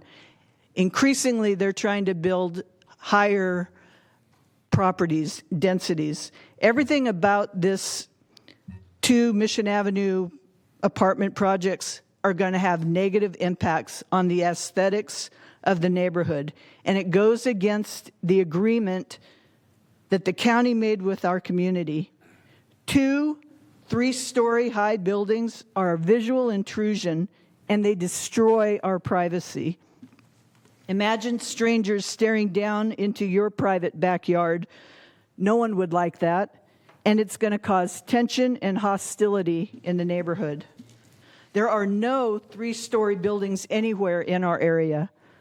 These apartments will stick out like a sore thumb. There are no architectural design elements that would help make these apartments less intrusive and enhance the aesthetics of the neighborhood. This is purely for profit and greed. There's going to be increased traffic. We did our own neighborhood study. We had over 1,000 cars during peak school time, and we've got kids that are walking to school, crosswalks at that 4-way stop sign, and it will be a very dangerous public safety issue. There's going to be an accident with kids with that much more traffic. Inadequate parking is going to cause overcrowding on the streets. That's going to cause more pedestrian problems. And there's going to be more noise, more garbage, more sirens going off, more parking horns going off, car horns going off, more accidents, and there's going to be more incidents. Just talking right now to our neighbors on the way over here, they were talking about how the noise from the 2-story apartment buildings is unbearable in their backyards, and there's always fireworks or something going off, or police calls coming over to those apartments. So these apartments violate every aesthetic characteristic of our existing residential neighborhood. We have developers that want to build single-family homes in our neighborhood, and we are all for that. And we need and we want more single-family homes built on the remaining infill lots. But if these apartment complexes are approved, those single-family home projects are probably going to be canceled. Our neighborhood is already surrounded by apartments, and we are trying to preserve this one small area, this neighborhood preservation area, from further encroachment. And 2 huge apartment complexes going on 2 acres of land, the zoning going from 20 and 30 to allowing like 80 units. It's just ridiculous. And this is why the overwhelming majority of neighbors strongly oppose these projects. And we ask you, please vote with your neighbors and against these projects. Stand up and protect the rights of Mission Oaks North Neighborhood Preservation Area and its residents. Don't get steamrolled by the state.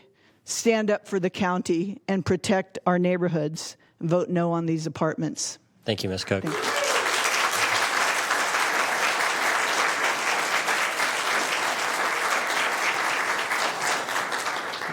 Next up, we've got Lynn Mitchell. On deck, we've got Marion Davis.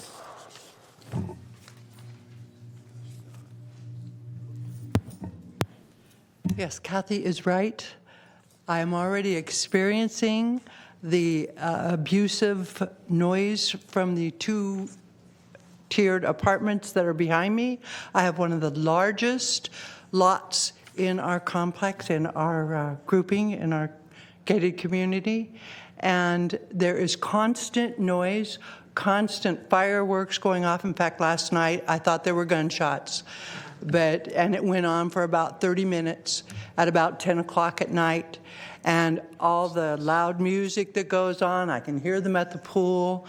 And I'm not somebody who hangs out in my backyard at a late hour, but this goes on till 9, 10 o'clock at night. Already I'm having that kind of behavior going on, and so are the others that live adjacent to me. And there are many, and the parking will be absolutely atrocious. There is not enough room there for those types of apartment buildings. And those, obviously, even with a 1-bedroom, you'll have 2 people, husband and wife, boyfriend and girlfriend, what have you, or roommates. And they're going to have 2 cars. They're not going to have 1. And if you have 33 units, you're going to have 60-some cars. Where are you going to park all these cars? Are you going to park them on the street? And then you're going to have their children and their friends' children and all the others, all that comes with it. There's going to be, obviously, like Kathy said, I agree with her, the trash, the noise, the abuse to the beautiful neighborhood that we've created. And we'd like it to stay the way that it is. We don't want this complex, these 2 complexes. They're going to make trouble for the whole Carmichael area. There's already enough going on in all of Sacramento. We don't need it here. Thank you, Ms. Mitchell. All right, next up, Marion Davis. On deck, I've got Johnny Vega.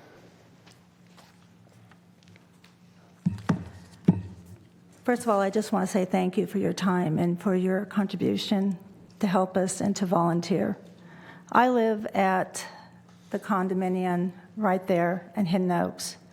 My bedroom is only 10 feet away from that fence that is going to be touching the parking lot of this new proposed apartment.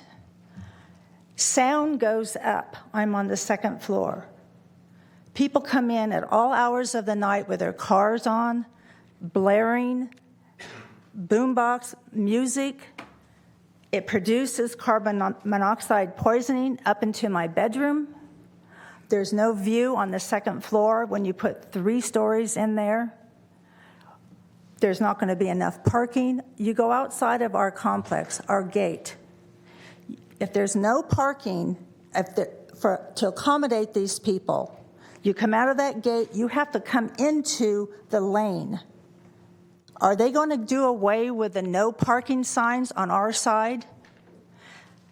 That also is going to bring population. Where are these children going to be going to school? How are the schools going to accommodate these children? I'd like to know. I'm very concerned about this. I would like to sell my complex and get out of there, and I cannot do it. please, I'm begging you, please listen to the people of this community. I've lived here for 69 years. This is an atrocity. When you put people in a dense community, just like they do in jail and in prison, people get aggressive. We want to have our space. We want to have our sanity. We want to have our quietness. I'm asking you, in God's name, please vote no. Thank you so much for your time. Thank you.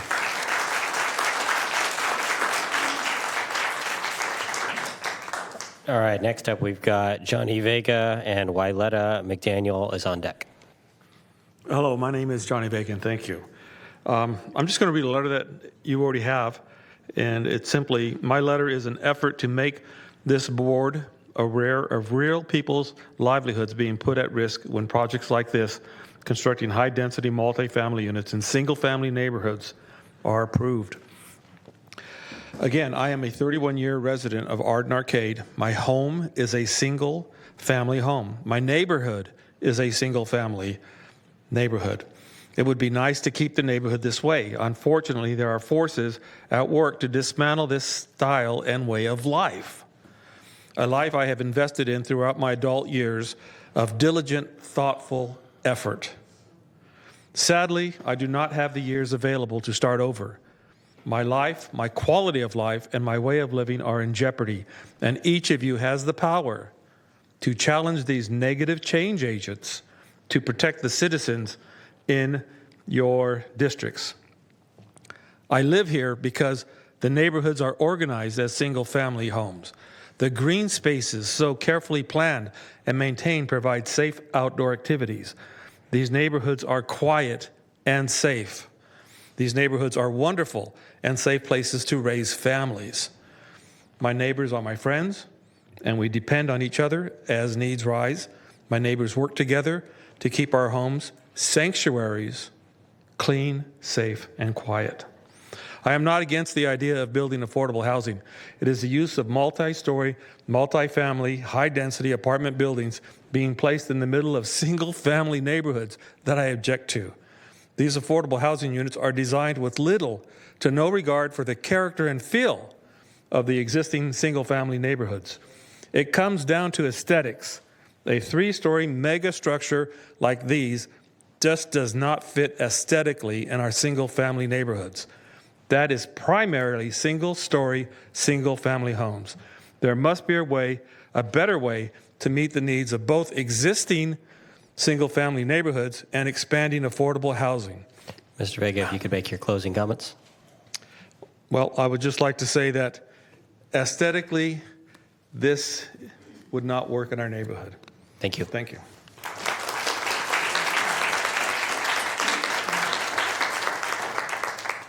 Wailetta McDaniel, you are up. Give up my time. I just agree with Mona, and I'm so concerned about traffic. Come on up and tell us. You don't have to speak for the whole 2 minutes, but I do need you to speak into the microphone because we do have people listening at home also. Thank you. And then, let me say this before. I've got Mundo Velez on deck. Okay, this is my second presentation before community board, but I talked about last time walking through our neighborhood, the same neighborhood that most everyone is representing. And we're going to have traffic driving through to cut over to Whitney or to Eastern. And the people, every evening, there are about 10 people that walk through the neighborhood with their families, their children, and their animals. And if people are driving through and we don't have stop signs in that neighborhood, maybe 2, it's just going to be really havoc. And the 4-way stop sign at Whitney and Mission is insane. If you think about the traffic that will come from these units that are going to be on Mission, because the children walking home from school go to the restaurants, they go to the little stores, and walking home to their neighborhoods. And they won't be able to go through a 4-way stop sign very easily unless there's a street light there, which would really impact the area. So I've been in this neighborhood almost 25 years. I'm really concerned about the changes that are going to come about if this is approved. Thank you. Thank you.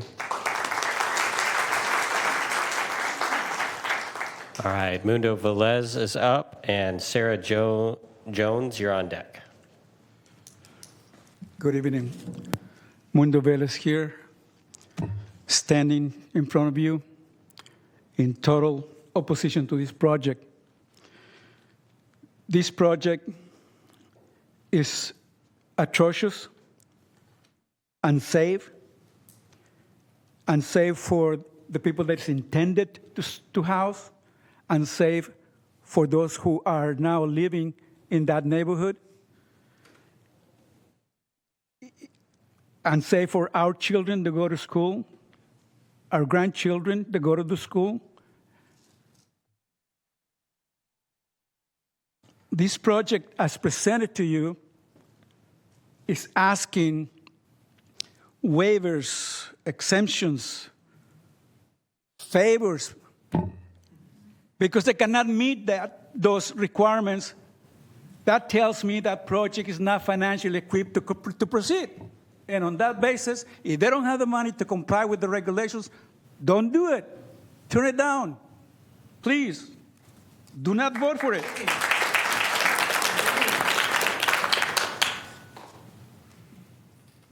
This project is totally unnecessary.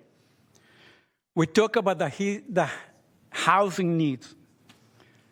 Let me tell you, at the present time, there are at least 100 vacant units from Fulton Avenue to Marconi, to Fair Oaks on Marconi Avenue.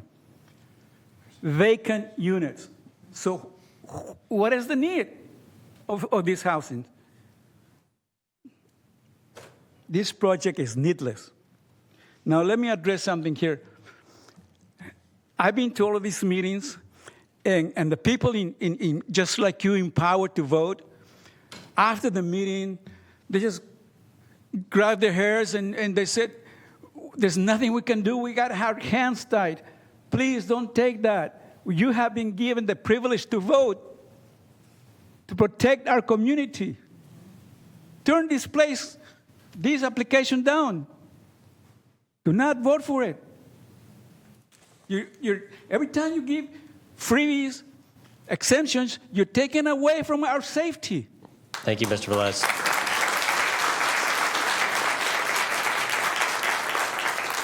Next up, we've got Sarah Jones, and I've got David Higbee on deck, please. Thank you for your time. I currently live across the street from this project. So agenda number 4, I live right next to. There's a couple things that I want to touch on for both 3 and 4. They talked about all the incentives and stuff for them to save money to build the units, but what about the people that live there? My house is currently for sale because I don't want to live next to a 3-story development. Everybody that's looked at my house has stopped to read the sign, the proposed development sign, and either backed out of contract because of the development. It's lowering the value of my home. 15 years for privacy in my own backyard. That's crazy. 3-story balconies that look literally into my yard, right into my bedroom window. I have a sliding glass door right there that faces that development. The parking is crazy. There is no parking. They said that they were going to add sidewalks in front of their developments, but what about the rest of the street? There aren't sidewalks down that street. So the kids that walk to school, they have to go outside of all the cars that park on the street. The traffic is atrocious. They didn't do a study. They looked at some books. They didn't come out and do a study. The traffic at that 4-way corner is atrocious. If any of you guys want to live next to a 3-story development, I'm selling. So...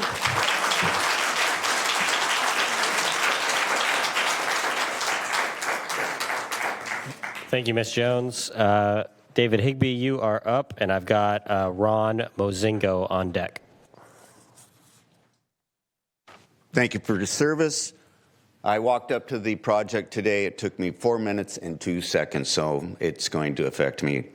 I've lived in 2 countries, 3 states, 10 towns, 18 neighborhoods. I've been here for 21 years. There's never been a better neighborhood than where I am right now, and this is going to impact it. At the last Arden Arcade CPAC meeting, the chair commented that we were the best behaved angry mob that they'd ever dealt with. So keep it up, guys. They also said that there should be a traffic study by our request. Doesn't sound like that happened. Everybody's saying Whitney and Mission is a freaking nightmare. The kids are morons, the drivers are morons, somebody is going to get hurt. I totally understand the county and the state wanted to do infill. It makes all the sense in the world. What doesn't make sense is putting a 3-story structure in an area where there are none. The closest one that I can see are the new ones they're building by Arden Fair right now. So that's 6.6 miles from where we are. Right now, there's 1 home and 4 condos on the market. We've never seen anything like it. And so they're losing home value, and we're getting maybe a 3-story structure. As for me, and I think most of the people here, if you demand that they take this down to 2 stories, go for it. I'm behind it 100%. Please do the right thing. Thank you. Thank you. Ron Mazingo is up, and I've got Dev Beeger on deck.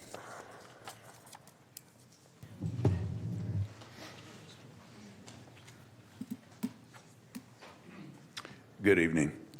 There's an old saying that there are some things worth dying for, and we might be at that point. I mean, there's just so much negativity on this project that, I'm from San Jose, and I can tell you, I've been to a couple of these things. This is the worst I've ever heard. And really, if it goes through, it's like, you might as well, guys, just be flipping us off, because that's what this is all about. The owner of this project lives in Silicon Valley. And you're going to tell me he's going to keep these apartments up? Please. They're going to deteriorate so fast. Just that this couple here that had a hit on their house, they thought they could sell it and get out. And the buyer refused because disclosures. And it's only fair to disclose something ugly like this. This is not going to work. And it will eat your craw later if you let this go through. Thank you.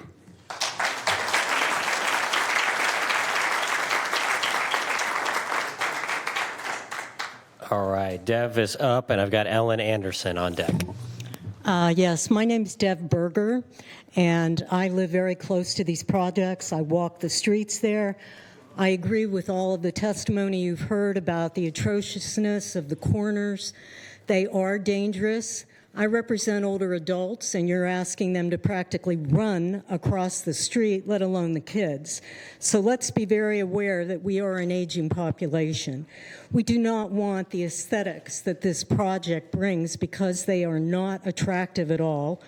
We are really concerned about the public safety. Keep in mind, there's school, nursing home, memory unit nearby, and you're asking them to deal with increased traffic, very bad parking. It is not smart at all. Many of us do want to see housing, but we want good planning. We do not want a 3-story structure, nor do we want the problems that you've heard tonight that Kathy Cook has expressed so eloquently about the aesthetics and everybody else about the other issues. We are asking you not to support this project. Thank you. Thank you.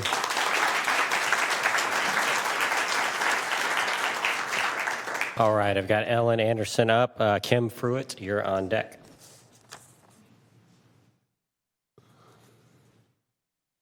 Thank you, Commissioners, for having us here tonight. We really appreciate your time. Almost all of us oppose this project. I wanted to speak to the parking or the non-parking, not enough parking spaces, and there's no parking on the street. And we can take it further to the walk score. It's 32, which is car dependable. So we're going to have these people that have nowhere to park, yet they need a car to get to where they're going, store, work, school. So then let's talk transit, which they said was the transit score was okay. Well, it's 27, which is worse than the car score. So if I wanted to go to work in Roseville at 7 a.m., I need to take 3 buses, and it's going to take me 2.5 hours. So do the math on that, and when I come home at 4:30, and it takes me 2.5 hours. I'm not sure where my life balance is there. So that really concerns me a lot, is the folks that would potentially live there don't have any way to get to where they need to go. It's just simple. If you just drive down our little County Mission Avenue road, you'll see that there's not enough room for 2 huge buildings on our little road. The infrastructure just isn't there. On top of that, I did do a little apartment search today in both 95608 and 95821. There are approximately 140 rental units right now. We do not need 81 additional units in our area. Thank you for your time. Thank you.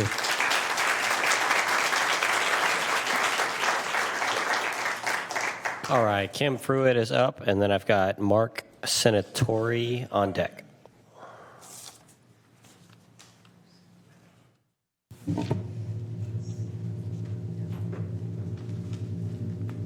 Good evening. I'm just going to, I don't want to reiterate what's been said before. I fully stand behind what Kathy Cook with the Mission Oaks North Neighborhood Association stance is on it. I want to strongly voice my opposition. I live about a block north of this. A couple areas I just want to touch on is that architecturally this seems to be completely incompatible with the surrounding area, as you heard. The scale, the height, the density is out of place and out of character.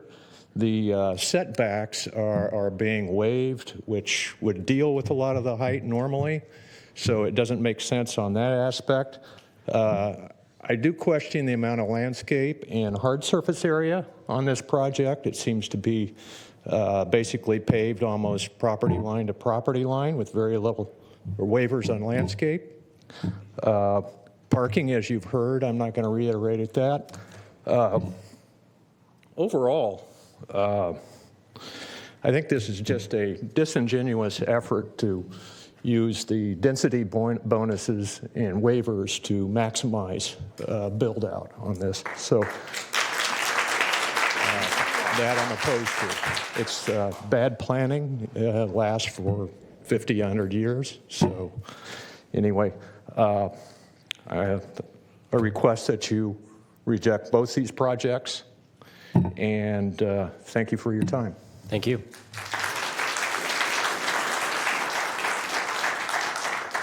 All right, Mark is up, and I've got Steve Maurer on deck.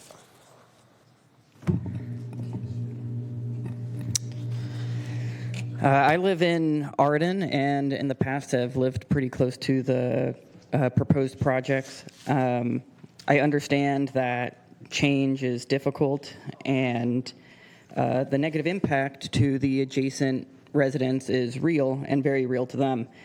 That said, I appreciate the masonry wall, and I appreciate the effort to minimize the impact to the adjacent properties. I do want to highlight some benefits and show my support for the project. First, we are short tens of thousands of units in Sacramento County. That's our district supervisor's words, not mine. I should say that this project could be the perfect solution. I should say that the project immediately uplifts Mission Avenue's economically suppressed frontage and transforms. If you could keep your comments to yourself, it is a public hearing. It transforms what is broken glass and gravel, effectively a welcome mat for frequent dumping, into a paved shaded walkway for everyone to use. I believe it will uplift the neighborhood, not suppress it.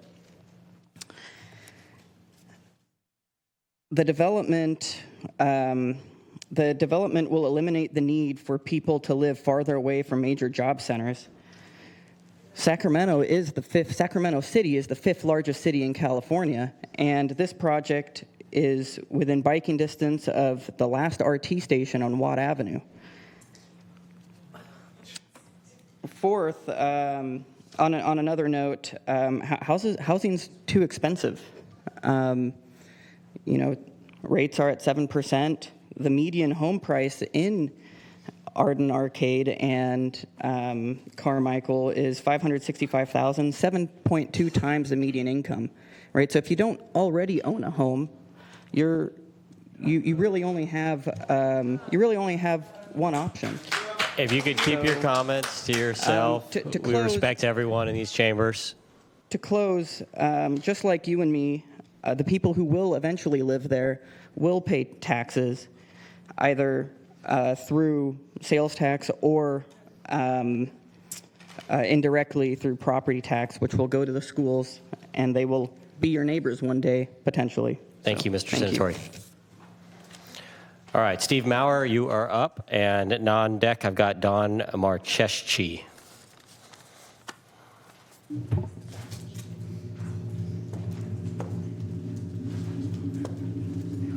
Good evening. Thank you for being here and listening to us. My comment is mostly anecdotal. I live in an area just south of Whitney that covers Whitney to the creek, to Eastern, to Mission, so we're very close to the project. I'm sort of the de facto head of the Neighborhood Watch Group, which contains 165 houses. I've been distributing comments to our group, and as of today, I have had not one person respond in the affirmative saying, gee, we think that's a great idea. That being said, it's 165 homes. Maybe 2 or 3 people get the email, so the odds are not in the favor of anybody in our area supporting this project.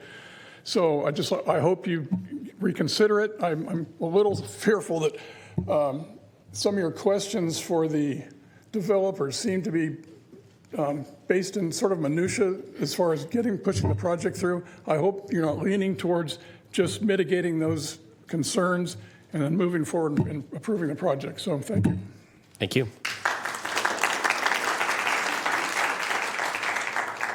All right, Don Marcheschi, and then on deck I've got Nancy Marcheschi. My name's Don Marcheschi. I've lived in the neighborhood since 1980. My neighbors have stated very clearly how we feel about this project, but another point that hasn't really, I think, been made is that Mission Avenue, where these 2 projects are going to be, is basically a country road. There's no sidewalks, there's no bike lane, it's no parking on the east side in front of that proposed project. And I just think that this is a monstrosity in this area. It just doesn't fit. It's designed to make the owner who lives in the Bay Area a lot of money, but he doesn't give a darn about the neighborhoods and how they feel about it. It's about his profit. And these gentlemen are excellent at figuring out every single angle to make more money for their employers. Thank you. Thank you.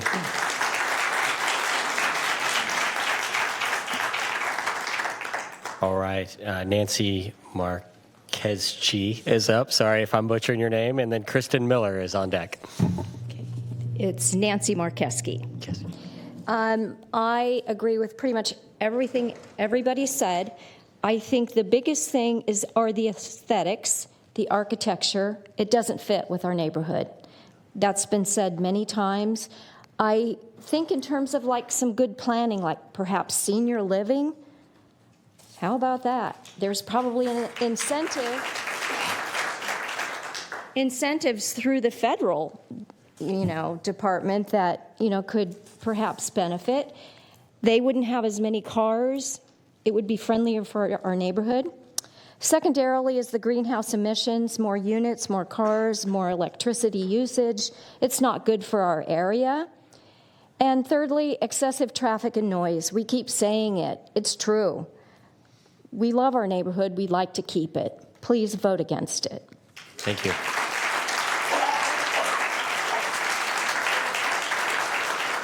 All right, I've got Kristen up, and I've got Linda Donahoe Mercado on deck.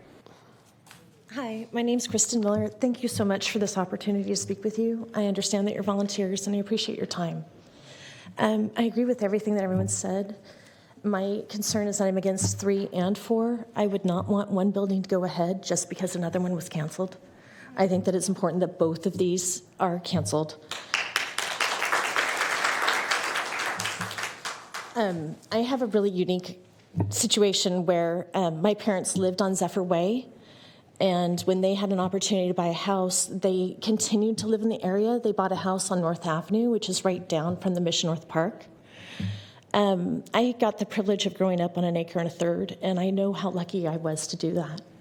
At that time, there just wasn't the infrastructure as there is now, and I really am grateful to all the decisions that have been made because it's a beautiful place to live, and I'm very grateful. My mom still lives in the home from 1976. When I had the opportunity to buy a house, I chose to live on Terra Vista, which is a street still in the Mission Oaks area that's actually between both of my parents' homes. And it allowed me to have my children have the opportunity to be raised on a street that I played on with friends from my neighborhood that I grew up with. I remember going to Krista Kerr's house when I was a little kid, and her brother lives down the street. This is an area where people want to stay because of how wonderful it is. I bought my house because I could stand on the front yard and hear the birds and the wind and nothing else. It's a privilege to live where I am, and I am grateful for it every day, and I'm grateful to be able to raise my children in this area. There are sidewalks. There's a way for my children to navigate the area so they can visit their friends and ride their bicycles. My mom's in her 70s and rides her bicycle from her house to my house with my 8-year-old son. This is a real serious situation for all of us, not just about property prices, but about quality of life. And we are dependent on you and your choices to make this a safe space for all of us. And I'm very concerned about greenhouse gas, and I'm very concerned about air pollution. Thank you very much for your time. Thank you. All right, I've got Linda up, and then Chuck McDaniel on deck. Why, thank you for bringing that up. So my name is Linda Donahoe Mercado, and I've lived in the home that I currently live in for 46 years. I was raised in Carmichael, and I'm strongly opposed to these two projects, both 3 and 4, for reasons that it degrades the visual aesthetics that I enjoy when I go out and take a walk if there's a 3-story building blocking the way. If you haven't been on Mission Avenue, it's a 1-lane road. And when you're at that project site for the 2 buildings, you would have to walk a mile in one direction or another before you find another 3-story building. I've checked it.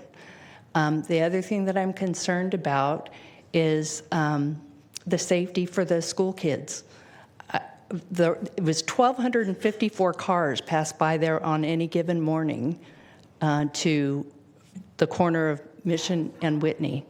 It's crazy and it's unsafe. And adding more congestion to that and the cumulative impact to the environment in the area will be devastating.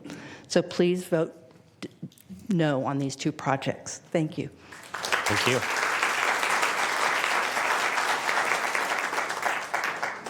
All right, I've got Chuck McDaniel, you are up, and I've got Doug Cardenas on deck. I waive my time. All right, I've got Doug Cardenas up. And on deck, I've got Joseph Kohler. Good evening. My name is Doug Cordner, and my comments mirror much of what's been said already.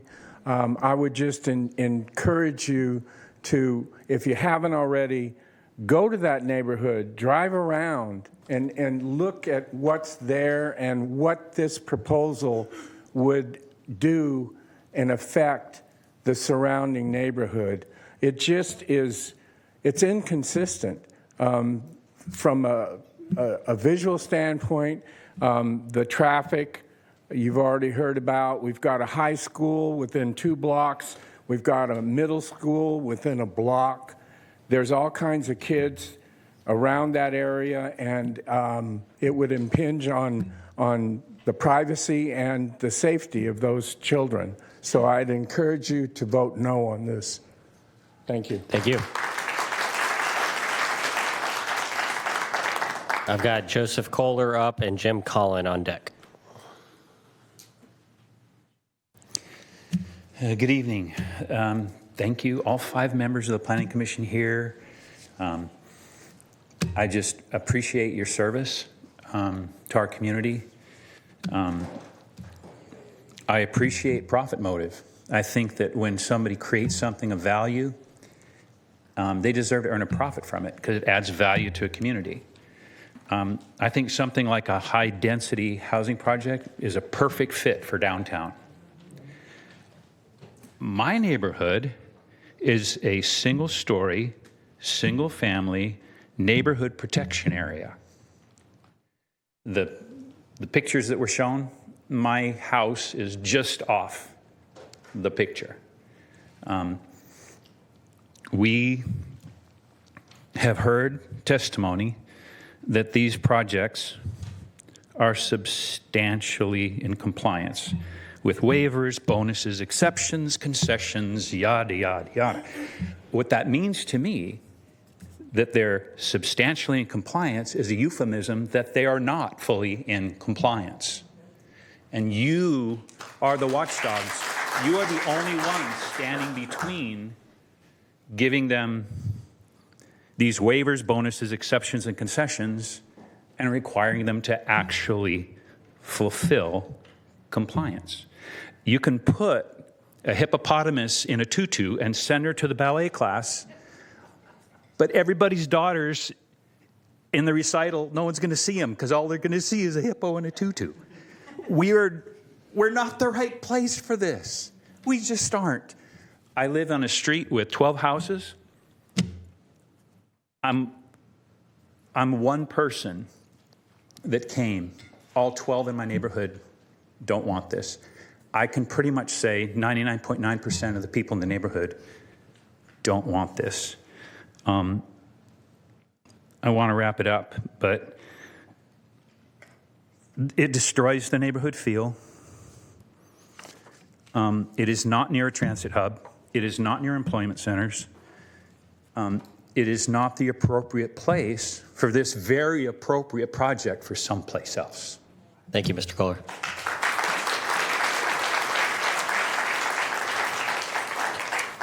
Jim Collin, you are up, and David Cousins, you're on deck.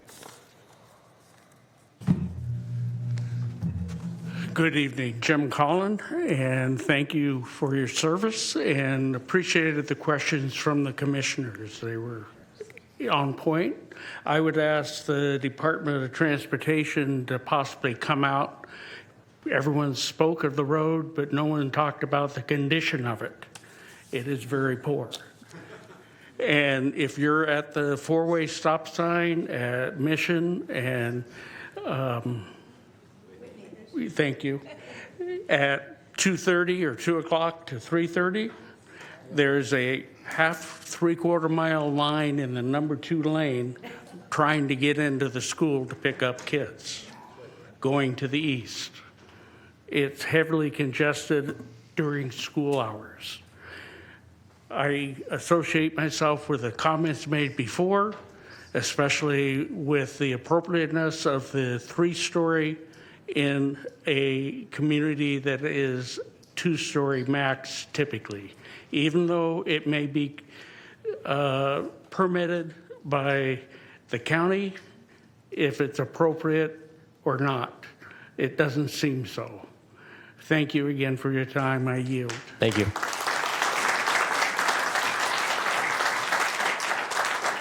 All right, David, you are up, and I've got Izzy Delancey on deck. Good evening. I'm David Cousins. My wife is here with me. We live in the neighborhood south of Whitney Avenue, and we walk down Mission Avenue to drop mail in a local drop box. We've watched the properties in question as they are prepared for development, and actually we look forward to having infill of the right project in the right location. But as you've heard from virtually all the speakers tonight, with whom I agree, including Kathy Cook of the Neighborhood Association, it's just not compatible with the surrounding neighborhood. And we were under the impression that the neighborhood preservation area would protect against a project like this. I also want to mention the condition of the current pavement. It's narrow, substandard, doesn't have curbs and gutters except where properties have been recently developed. And when this pair of projects is developed, there will be even greater need for students and elderly and residents to walk up and down the street. And it's because of this development that this pedestrian traffic will be generated. So I would like to propose, in addition to asking you to vote against these two projects for whatever reasons you deem fit, and you've heard plenty of them, I think a developer of a project that generates pedestrian traffic and auto traffic should pay for the improvement of the curbs, gutters, and street from intersection to intersection to avoid the hazards to people who need to walk from their home to a store or to school or from their residence to visit a neighbor. In addition, the traffic signals that have been mentioned are needed at times even now when school pickup occurs or drop-off occurs every day at the Churchill Middle School. So if the traffic impacts are, by our opinion, and because we sit in this traffic, would justify a signal, then when this development comes in, it's going to get even worse. And if I did mention it before, I believe a developer of a large project like this that creates pedestrian trips and vehicular trips should be paying a fair share, if not all, or the majority of the improvement costs for Mission Avenue and for the traffic signal design and installation. The last question I have is about the notice of exemption for the environmental impact. If you could wrap up, please. I will. This will be my last paragraph. Everything I've heard tonight does not justify a notice of exemption. I'd like to know how incremental impacts, when a situation already bad, are not considered to trip the requirement of a negative declaration with real mitigation measures, not the superficial things that you've heard tonight. Thank you very much.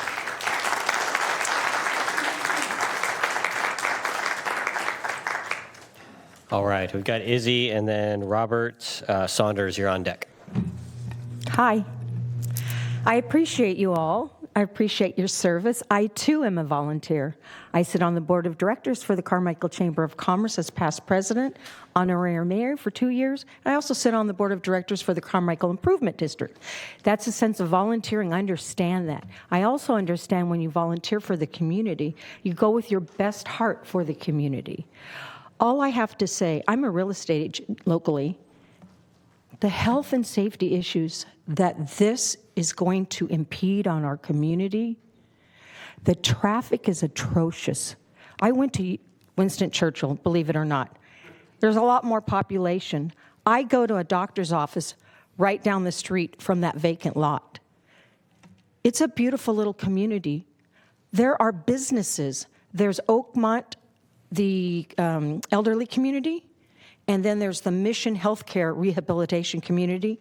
There's several doctor's offices, and that roadway right there where they're asking for parking where there's no parking, that's where those businesses' clients park. So you're also impeding on the small businessman, not just the community. So it's really important, if you're going to vote for this, think about the community's health and safety concerns that you're going to impact. I have to be honest with you, there are my friends back here who are trying to sell their house, and my client wanted to see that house. I said, I have a fiduciary responsibility because I have material fact about the property next door. They said, we do not want to see that property. Let's take it off the list. Do you know how bad that hurt my heart? These are friends of mine. They want to sell their house. Please, please, consider people over profits.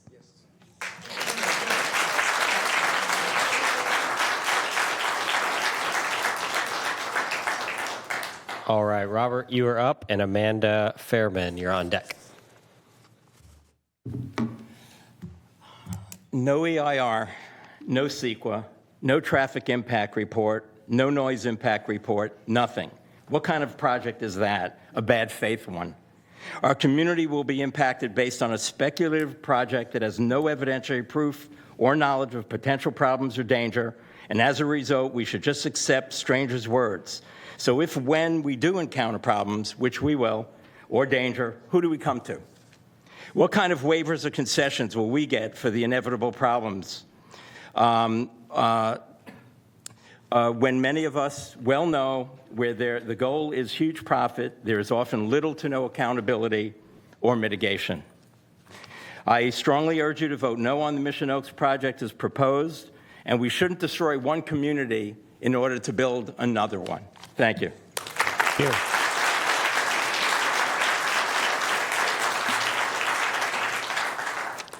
All right, Amanda, you are up, and I've got Joel Hewitt on deck.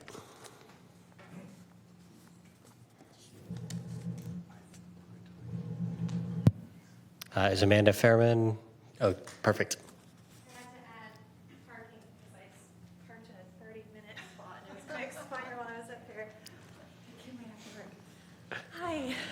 Hi, my name is Amanda Fairman. Thank you for giving me 2 minutes to share my thoughts. We have lived in the neighborhood for about 10 years. We have a 6-year-old and a 4-year-old. And my husband takes them to the park there on Mission multiple times a week. It's already a concern, that 4-way stop on Mission and Whitney. I actually wrote an email to Rich Desmond 2 years ago to express my concern about the safety of that intersection just because of the traffic volume and the amount of people who just run the stop sign. So to add to that density that we're already struggling with is deeply concerning to me and the safety of my family. There's a reason why you've been listening to a broken record tonight. It really is a special neighborhood. We block off a street for 4th of July. We've had our 3rd annual trick-or-treating together. It's such a special place. And this project wouldn't be an example of overcoming exclusionary zoning. There's just not infrastructure for it to be safe for the people who are already living there. The plans looked very nice, but there's just not the space. And so we are all deeply concerned for the safety of our families and the surrounding communities. So please consider saying no on this project. Thank you.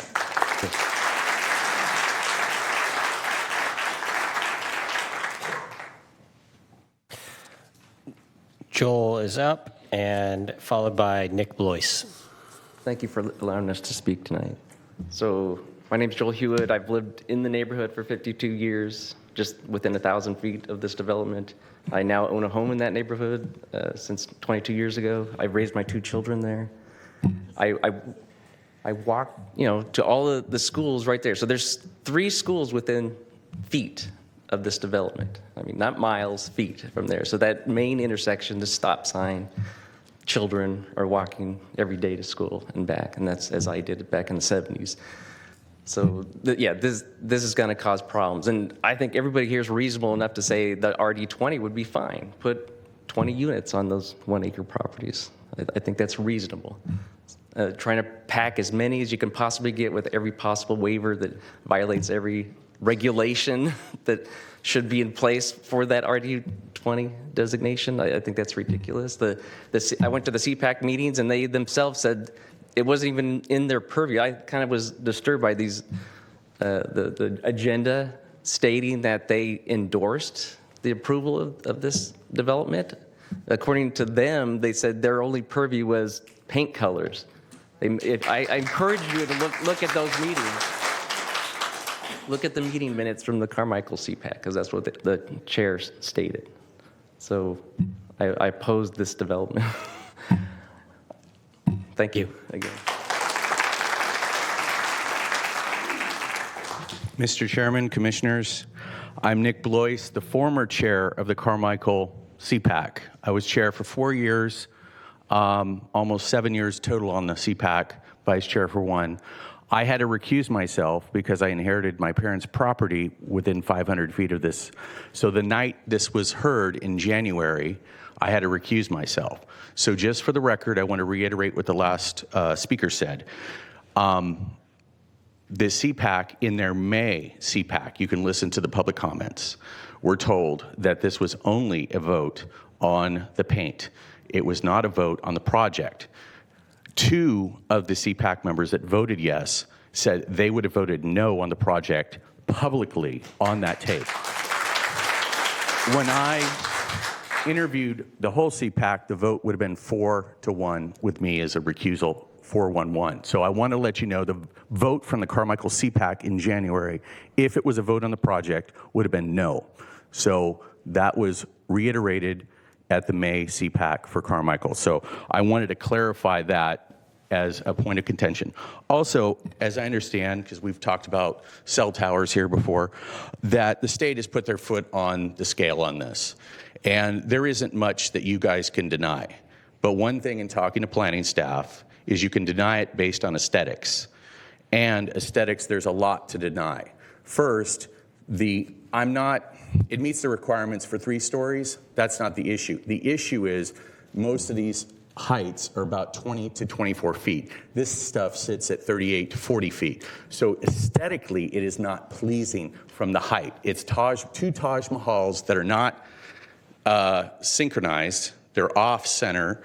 In addition, we also have the traffic is a big issue. I've watched physical accidents at Mission and Whitney myself.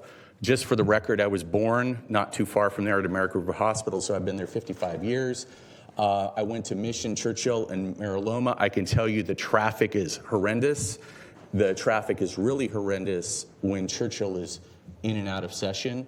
And so those are very strategic concerns. Those all fall under aesthetics.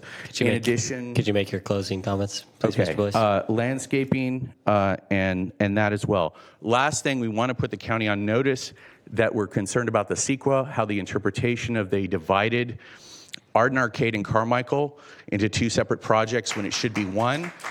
That is a CEQA. We're concerned from a county council point of view that was misinterpreted, and we want to put the county on notice that's an error, and that CEQA was not properly handled in this case, and I ask for a no vote on this. Thank you. Thank you, Mr. Bliss.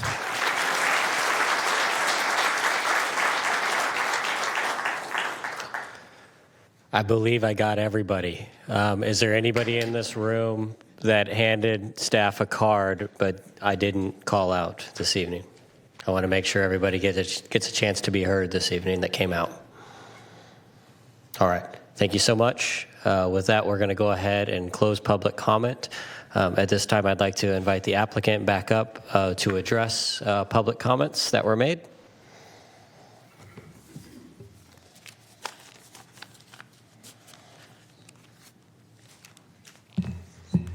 Thank you very much. David Mogavero for the record again. I am going to focus my comments primarily on the letter that was written by Mona regarding the CEQA issues. First of all, I want to talk about noise. Dominic covered most of the issues. The data that is in the report is inaccurate with the scale of the HVAC units that are going to be in the project. A couple of points that he didn't make was, 1, there is a noise ordinance for the county that we have to comply with, period, no ifs, ands, or buts about it. And that also that almost all of the units, except for 8, are up on the roof. And noise doesn't turn corners. The probability of the neighbors hearing anything from those units that are 35 feet up in the air with walls around them is extremely low. We have 8 units that are on the ground on the north side of the western site that's adjacent to the commercial property, and they are covered by the data that we have that Dominic presented. These units are in fact 51 to 54 dBA. as opposed to 77 is in the Mona report.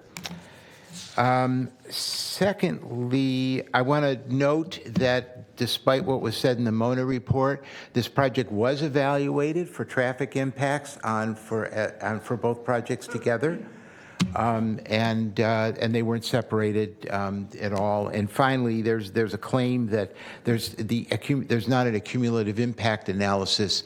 They cite past projects, which is not under CEQA law required to be considered for a cumulative analysis, and then the other two projects that are slated for the future are irrelevant because they are also within compliance of the general plan, which is covered by the CEQA document for the general plan as well. Transportation. I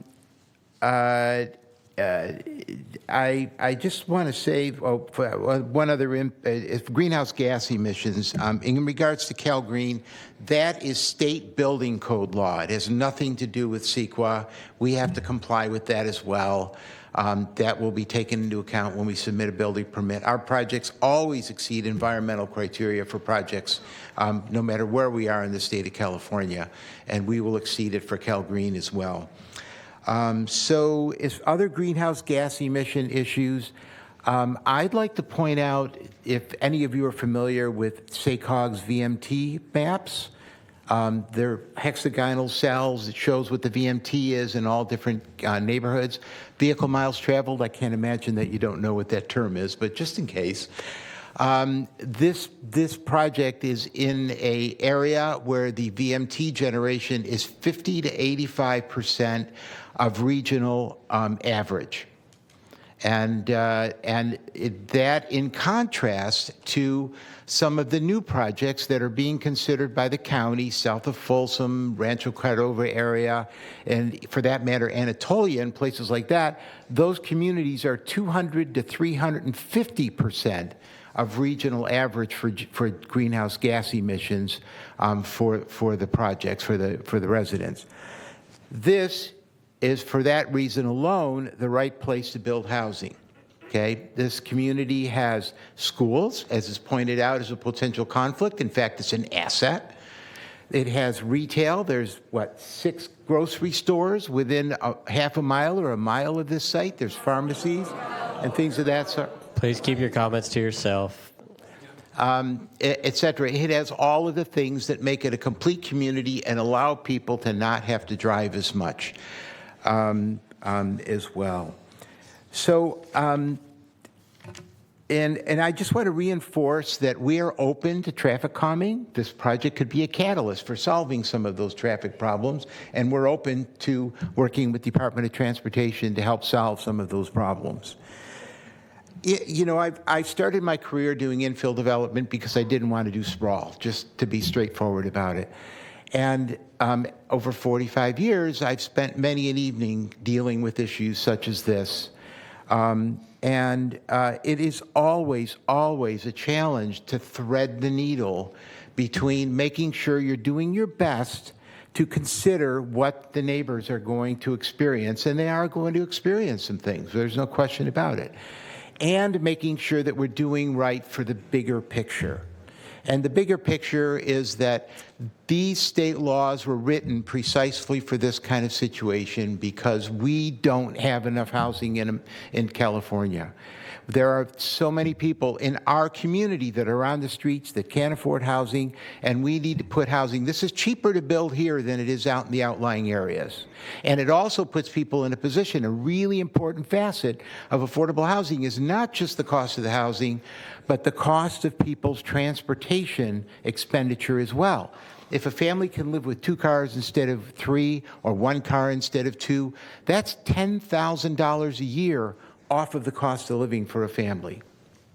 So those are all important. We need to consider the big picture, and that's your job as well as much as anyone in this room, along with staff. I'm just going to do one little anecdote. I happen to live down the street from McKinley Village. How many of the commissioners remember the brouhaha around the McKinley Village project in East Sacramento? Perhaps not. So Every single one of my neighbors had a sign on their front lawn, screaming and yelling about all of the incredible impacts, and it was going to be a disaster, and the schools are going to be impacted, et cetera, et cetera. Well, those hundreds of cars that were projected ended up not even materializing. We did the Central City transportation plan as well. And when we put those barriers in, we had 5,000 trips a day that went away. Nobody knows where they went. But you can do traffic calming, and it can impact the quantity of trips as well. Compton's, the grocery store down the street from McKinley Village, is doing better. How can I forget the David Lubin School? No, that's not David Lubin. In my backyard, I'm forgetting the name of the school, 40 years. Thank you very much. Theodore Judah, now there are immensely more kids that can walk to school instead of have to get driven to school and the like. And it's a much more stable school as a result of it because it is neighborhood and the neighborhood has embraced that school. There are many, many good things that come from this kind of development as well. I want to emphasize that. And I want to thank you very much for your time and to reinforce what everyone else has said. I know how hard your job is. Thank you very much. Thank you. All right. We are moving on to deliberation. Anyone want to kick us off this evening? Commissioner Conklin? Thank you. I've struggled with this project, and I appreciate the very passionate voices and very enthusiastic energy. I do want to thank both David and Dominic for their presentation. I know it's difficult to be in a room with opponents, or at least from adversarially, to do a presentation, and I do want to appreciate your time and effort. And you'd mentioned the McKinley Village. I do remember the brouhaha, and it has, I think, that particular project in many respects benefited the area, but those are also not apartments. Those are homes that were up for sale. So it is. So those are, I think, a little bit of an apples to orange comparison. But I do appreciate. I think your intent, where you're kind of threading that needle, as you eloquently put it. Unfortunately, this proposed project to me is designed as a result of maximizing density. And I guess when I'm still struggling with certain aspects of the application, in that, the state has really forced local jurisdictions up and down the state here to meet housing requirements, and it has limited, I think, this body and others at various stages in their review and of this application. There's, I think, I support ways to increase housing, and I know the county and I do as well want to give priority to residential developments that are undeveloped sites. I don't like to see blighted areas or undeveloped parcels of land. I think there's better uses for those when they're in a suburban or an urban area. But again, I feel like the state is really to kind of put its thumb on the scale of forcing local jurisdictions to meet certain housing requirements that really, and then also statutorily, really limit local jurisdictions' review. But I guess what I come back to is the density bonus criteria is met because of the waivers and the incentives. And the incentives are achieved because of the bonus density. And I guess it's one of those, it doesn't stand alone on its own. And, the calculations for the, in order to qualify for the two incentives could have been reduced if the numeric value, I know it's the minimum threshold's 5%, but in my mind, that calculation would be applied to 33 units, not 22. And so the percentage, or at least the numeric value of incentives would be reduced. And so it's not your fault. It's how the statute's written. I don't fault you for that. But it is, I just feel like the project sometimes, in certain ways, while it's very, I think has a lot of positives and it's got a lot of benefits to the community, could have, also is bending itself into a pretzel in order to conform, in order to pencil out. And so, I haven't really landed on a decision. I'm struggling here. I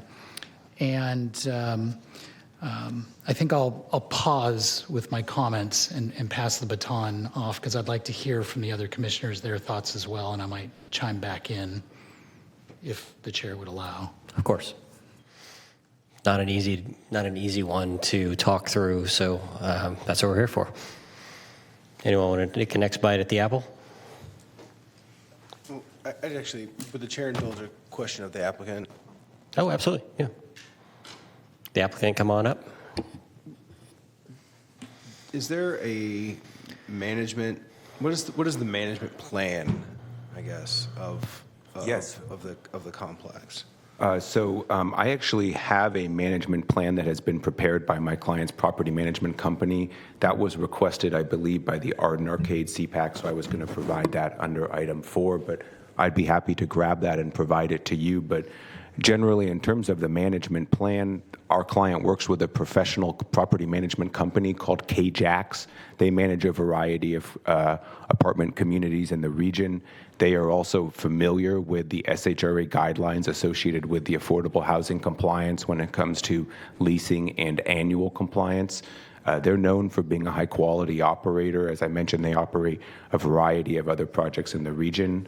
In terms of management plan, they're very focused on, responsive maintenance, addressing, problematic tenants. When I spoke to the property manager, he was happy that there's a little more flexibility in terms of evictions these days, in terms of getting rid of a real problem tenant if they're causing negative implications to the broader community, whether it's the apartment community itself or the neighborhood. But in terms of management plan, I don't know if you have a specific question, Commissioner Devlin, that I can respond to, but I'd be happy to provide that plan that has been prepared by the property management company, and perhaps it would be better to let you all review that. But I'm happy to answer any sort of specific questions about the management if you have a particular concern you're thinking of. Well, I guess maybe just specifically, is it going to be on-site, or is this particular site too small for such a... State law requires any apartment community with more than 14 units to have an on-site manager. It's my understanding that by the nature of how this will be, just the nature of the project, and because it's being preceded as two different parcels, I believe there will be an on-site manager in each community, if you will. So there will be one on-site manager for the west and the east. That's, of course, in addition to ongoing maintenance staff, coordination with vendors, including landscapers, trash collectors. I believe our client works with Atlas Waste Disposal, which is a very reputable company in the area. And so there will be on-site for 24 hours a day. All right, thank you. My pleasure. Should I stay up here to answer any other questions, or? Well, while you're up here, I've got a question, and it's back to probably my original question, but I really, I'm going to ask you to go on the record and say that these waivers, in your architectural opinion, are physically precluding the development of the site. That is our interpretation, yes. The zoning code as it's written has some challenges in terms of achieving the 30 units per acre that are allowable under the density bonus law. And so again, I'll repeat, that is the whole point of the waivers. We did, as I sort of sped through, and I have this in my notes in terms of each waiver that we're requesting, we're not flouting that standard. For example, when it comes to the parking, the landscape separation between parking and parking lot, sorry, I'm jumbling my words a little bit. We basically comply except for the bumper overhang of the vehicle. When it comes to, let's say, the setback on the eastern site regarding the interior property line setback on the south end, we intentionally did that to limit the impact to the neighbors to the north and east. So it's partially a trade-off, but ultimately that geometry is informed by requirements for Metro Fire regarding the drive lane width and the hammerhead turnaround. And so some of those constraints also impact it. And we were very intentional to honor the setback requirements on the north and the east where there are the adjacent single and two-story users, and trying to sort of show that deference. And so that is how each waiver that's been requested has sort of been discussed in our office, is how can we approach this where we're achieving the necessary density but limiting the impact as much as possible. And as staff pointed out regarding parking for the east site, with the updated zoning code, we're actually only 2 spaces short. So, you know, there's definitely, I think, an intent there to be as thoughtful as possible when making those requests. And I recognize that. I totally recognize that the intent is there. I guess at the end of the day, I'm looking for the definitive physically precluding, right? Could you have made the units smaller in order to meet, say, the setback? It's 4 feet. Could you have shaved 4 feet off of the buildings to the south? Well, I think that we would have ultimately ended up with likely a lower unit count. I think that, you had a question about unit sizes, and, we do try to provide a livable unit size. Our client has told us that a certain unit mix is required for feasibility, so I can't directly speak to that, unfortunately. The way that the incentives and waiver law is written is actually, I think the burden of proof is on the county, so we haven't brought any of that information with us today, but that's what I've been told by my client. So in terms of answering that question, Commissioner Reithel, I'll just sort of repeat my previous statement, but in terms of achieving the balance of feasibility, yield, and design constraints, yes, they are all required as requested. Okay, thank you. My pleasure. Any other questions for the applicant while he's up here? Not saying we can't call him back for more later, but happy to come back. All right. Would you all like to take a look at the management plan that's been prepared in response to item 4? I'd be happy to. I have a couple copies for each of you commissioners, and I'd be happy to bring that up now if you'd like. I don't believe the property manager is here to speak to that, but by all means, I'm okay. Thank you. Okay. Anyone? Okay. Thank you. Thank you. Commissioner Corona-Savignano. Can we have staff speak to the CPAC issue that was brought up during public comment? Yes. Kimber Gutierrez, Senior Planner with Planning and Environmental Review. Yes, the Carmichael, I went to the Carmichael CPAC meeting, Carmichael Old Foothill Farms. When we brought the project forward, we were very clear that the request before the CPAC was the development plan review to the planning, which is a requirement of the Mission Oaks neighborhood preservation area. So the basis of their recommendation was for the development plan review specifically, which the NPA doesn't have any specific development standards related to multifamily. It really just outlines the type of information and the information required as part of the development plan review. In terms of the design, the density bonus and incentives and waivers, the way state law is written is that the application will just be heard by the same authority as the housing development's other required entitlements. So we did include in the CPAC worksheet the incentives and concessions that were being requested, as well as the density bonus information, but the entitlement request that was before the CPAC was the development plan review for a recommendation. There were a lot of questions and clarification on their scope. this is, just to be honest, this is the first affordable housing project that I have been processing too, or helping process. Christian did all the work. So the way this was set up was a little bit tricky to navigate, especially at the CPAC level, because the entitlement request that was before them was for design of the project. So I do think there was a lot of miscommunication and some misunderstandings as well. Thank you. Thank you for that clarification. Commissioner Borja?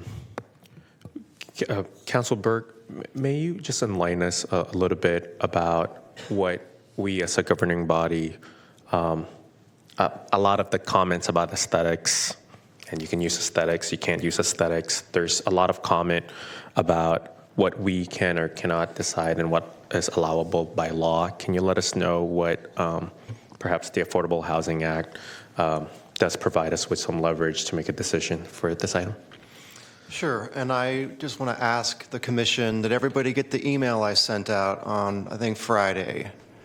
I do want to follow up on Commissioner Corona Sabagnano's question about the extent of your discretion. It sounds like there was a little bit of confusion about that at the CPAC. As I wrote to you guys in my message, as I read the MPA, I do believe that you've got discretion. It is a development plan review entitlement, but I do read that there is the ability for the commission to assess the plans that are submitted and to determine whether or not they're consistent with the policies and the intent of the MPA. Now, part of the MPA, part of the emphasis, I think somebody even read this section earlier, is to create a buffer or maybe discourage commercial, professional, industrial uses. That's not what this is. But there's also another section that talks about, in general terms,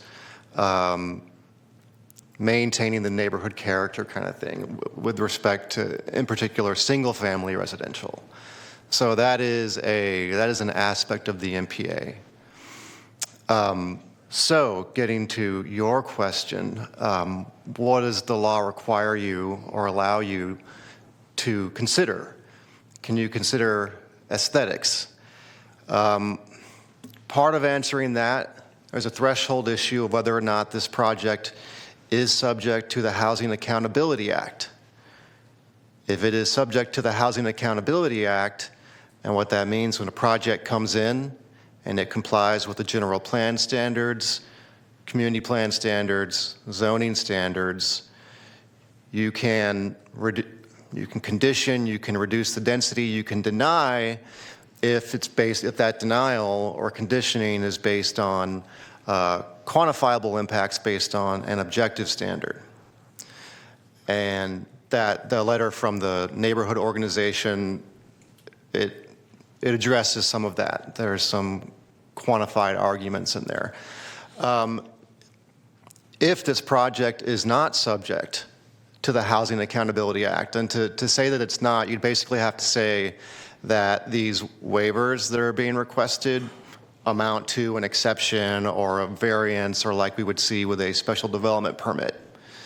I'm not sure that's the case, but because there's an argument to be made there in your findings, yeah, I would include, if you've got subjective issues in addition to objective, go ahead and put them in there. But for legal defensibility, if you were going to decrease the density or deny outright, you want to have at least one grounds that's based on quantifiable impact based on an objective standard. Thank you.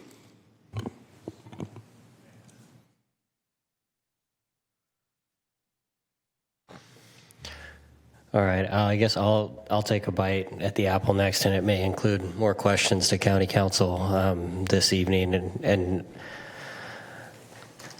I understand the government code related to concessions and incentives. I am not as clear on the government code when it comes to waivers. And there are certain things in our own code that says no more than 4 incentives or concessions will be approved on any project. This project qualifies for 3. The way I read it is there's a request for 8 development standards. So do I have discretion to say I don't buy that the site is physically precluded? Okay, so first of all, distinguishing the incentives and concessions under the statute, the density bonus statute, that part of it is set up according to a defined calculation. And I verified with staff that, yes, the calculation is based on just the units by right. It's not based, you don't add on the bonus units. So you get to that in a very specific way. Also, the incentives and concessions that are available are defined in the statute. So it's kind of specific about what those can be. And some of them do seem like deviations from development standards. So there's overlap. You know, I see how you can see that. There's overlap between what a waiver would address and what the concessions and incentives would address. But the statute, when it discusses the waiver, it's much more kind of open-ended. There's no specific limitation cap on waivers, at least that I saw in the statute. I don't think there's one in the zoning code, but planning should correct me if I'm wrong. So in theory, yeah, there could be many waivers. Is it within your discretion to consider whether or not a development standard physically precludes this development from happening? Yeah, that's one of the entitlements they're asking for. So yes, but you definitely want to go through that closely and consider what, you know, the constraints on the developer, on the development. You wouldn't want to do an offhand rejection of a waiver just kind of based on the sense that you think they could do it. I think you could build this a different way. You know, we want to be real careful about that. Yeah, it's tough with where does the burden of proof lie? Burden of proof, I don't see that written. I'll just say you have discretion to look at it. Understood. So I don't know that materially changes the project, I guess, is my other thought is that mine is more of a limiting of state intrusion into local control. And at the end of the day, if state law says you get 3 concessions, this project will likely be back here at a future hearing with those 3 concessions that are there, or whenever we go through this, you know, at the next bite. And I don't know if it substantially changes, because some of these are relatively small and probably could be addressed. And I could be completely wrong. I'm not an architect, but it seems like some of these could be addressed very easily. And that's just my view on it. It's not my area of expertise, but that's one of the things that is, you know, at the end of the day, I think our discretion is relatively limited for an affordable housing project.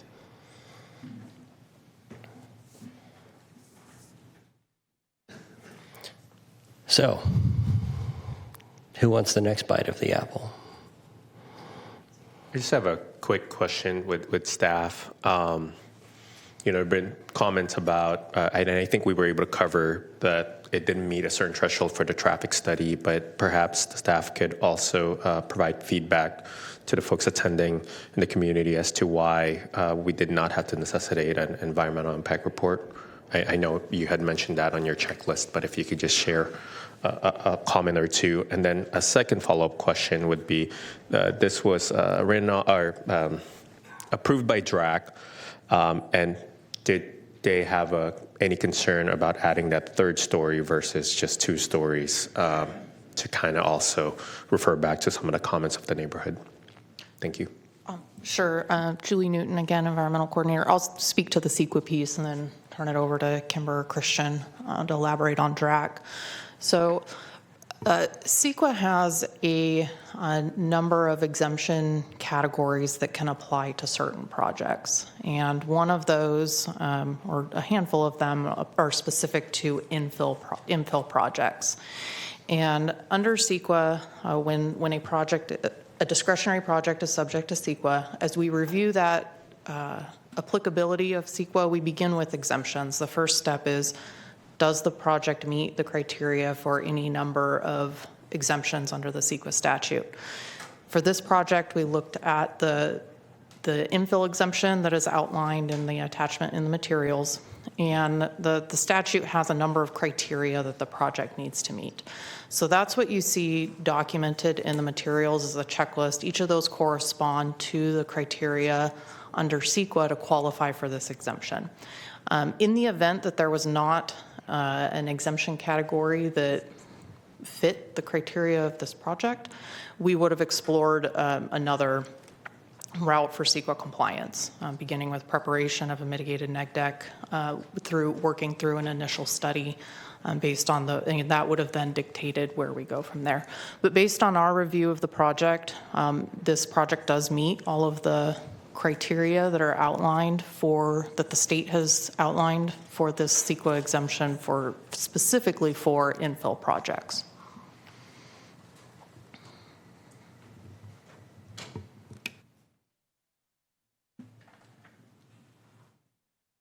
Sorry, Ms. Gutierrez, you were going to answer about, or sorry, sir. Thank you. No worries. So regarding to the design review or DRAC meeting, the DRAC members didn't compliment the architectural design of the structures themselves. They did mention that in terms of the height and the stories that are allowed within the development standards of the zoning code, and they didn't really have much else to add to that topic in that particular meeting. So if I'm hearing you correctly, the height is allowable within the existing code. Okay, thank you. I've got a question on parking. I think one of the residents mentioned the parking's only allowed on one side of the street, but could be potentially, once improved, maybe on both sides. I know I've looked at seems like people are parking on that street. Is that something, I know we've taken street parking into account in parking calculations in the past, but it doesn't look like this project has any street parking. Would this project be eligible to count street parking after improvements were made? Or was it easier just to say waiver instead of going through the process of having street parking count? Because I know we've argued against street parking, and that is part of the calculation sometimes. Yeah, my understanding is that, so they would be required to improve Mission Avenue for their length of property on both sides. And our county engineering department has conditioned the project to do Class A improvements, so that's curb, gutter, and sidewalk. So there would be on-street parking allowed when the improvements are made. And we did not include on-street parking. I believe on-street parking can be counted towards the total. We did not calculate that. Sometimes we do use our parallel parking standards to determine how many spaces could actually fit along the frontage. But we did just look at the parking that was provided on site. Is there a reason that we didn't include that in this? I'm just kind of going through our waivers here and saying, hey, if it comes out and, oh, by the way, there's 6 on-street parking sites here and they're actually over. I'm just kind of curious why it wasn't done at this project. But it looks like the applicant might have a response. Perfect. Sorry, I thought maybe it'd be better. I think it's fair to say that's perhaps just an oversight. We weren't, that's something that the city of Sacramento does allow in the sense of getting you to meet your parking count. I have since learned, thanks to Mr. Dobrnik up there, about another project we're working on, that there are certain ways to reduce the required parking and get credit for street parking, and we did not include that in our application. Though I do agree with Ms. Gutierrez that that parking would generally be available, and as I mentioned in other projects we've done here in the city, that is part of utilizing, sort of allowing you to get credit for street parking and therefore not provide on-site. Our emphasis was on providing as much on-site parking as we could. And so, of course, we are excited to provide those Class A improvements and, of course, provide that off-street parking facility as well. I guess if I'm being frank, it was an oversight for us, and we were very focused on the on-street or the off-street. Once we got to where we did, we realized we weren't going to fully comply with the code, and so we requested the waiver. So I think what you're getting at is that perhaps the waiver would not be necessary if you considered current parking code and then included the off-street as well. I'm not sure if that's, but I think that would be fair to say, in my opinion. We just, perhaps, if I'm being candid, was maybe an oversight on our part to not request that additional credit for the on-street. Okay. Thank you. My pleasure.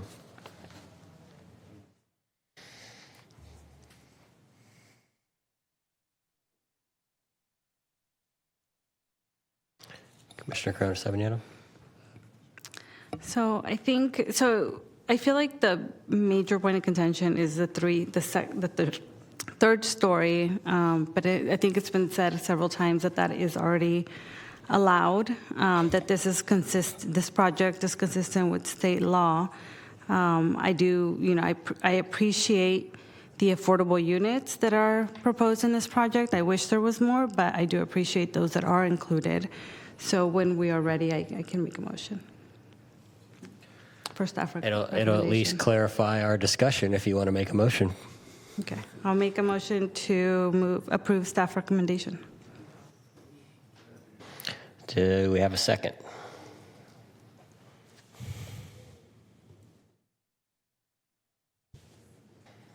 All right, that motion will fail due to lack of a second.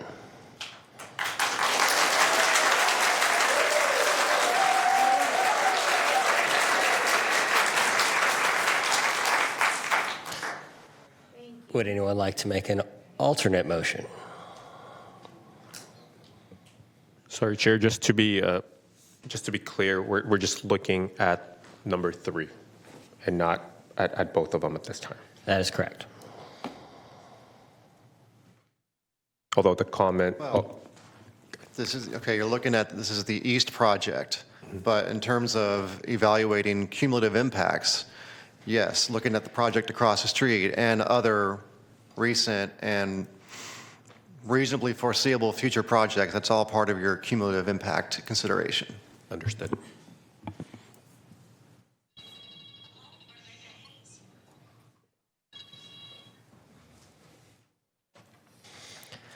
I'd like to just share a couple of things. Sure. I appreciate all the comments that were made by everybody that participated this evening.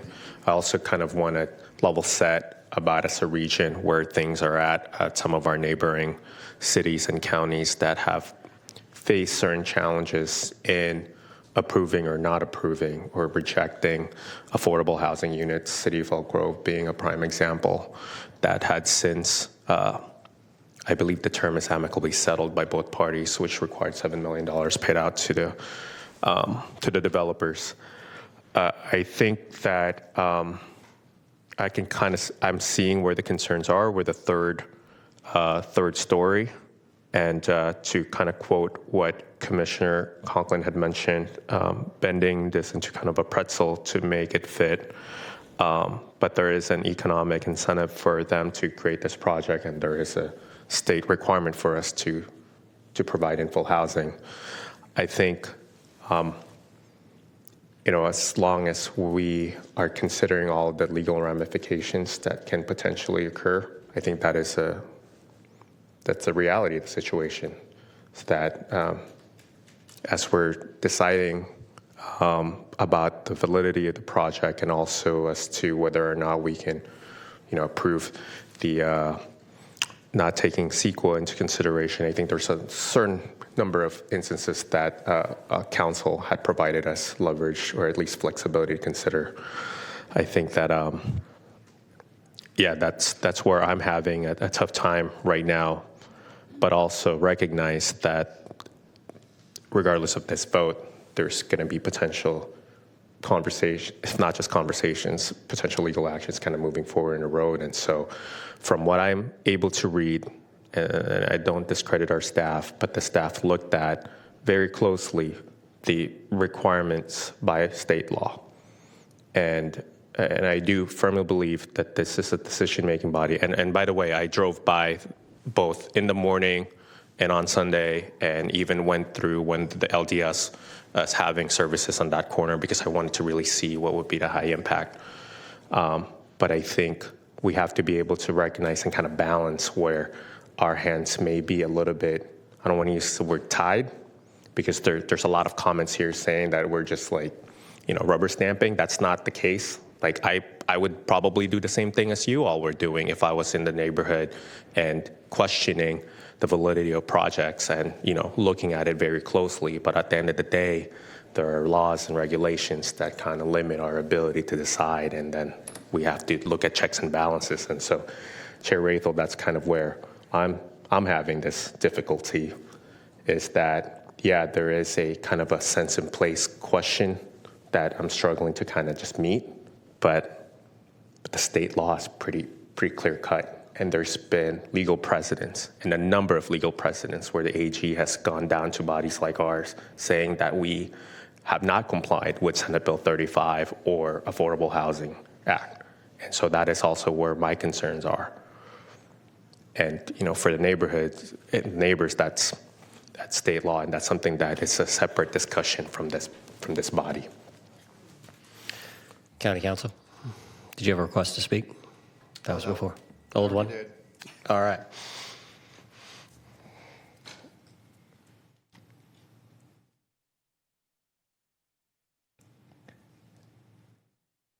So I will entertain another motion. I think where I'm sitting right now, I'll just put it out there. I don't want to give the neighborhood false hope when you're looking down the barrel of the state gun pointed at you guys. That being said, I think that this is a larger interpretation than state law mandates, and that's my view of it right now. And I also don't have the analysis in front of me to show that each of these things is required.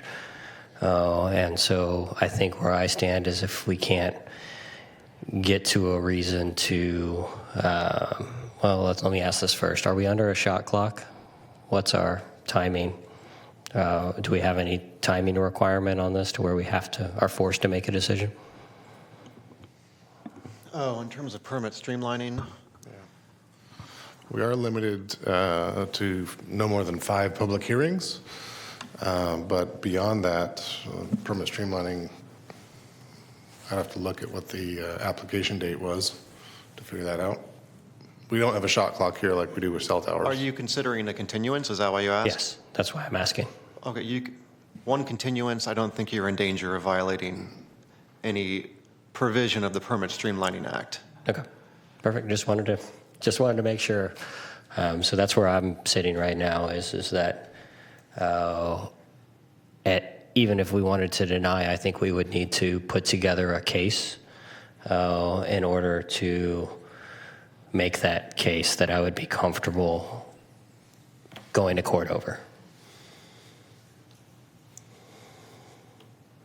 And maybe does it get appealed before it goes to court? Yeah, just candidly, this doesn't go to court until it goes to the board. Oh, perfect. Well, that's a weight off of us. I thought we were the decision-making committee. You are, but it can be appealed. Appeal, okay, understood. And it has to be appealed to the board before either side could sue. That's comforting.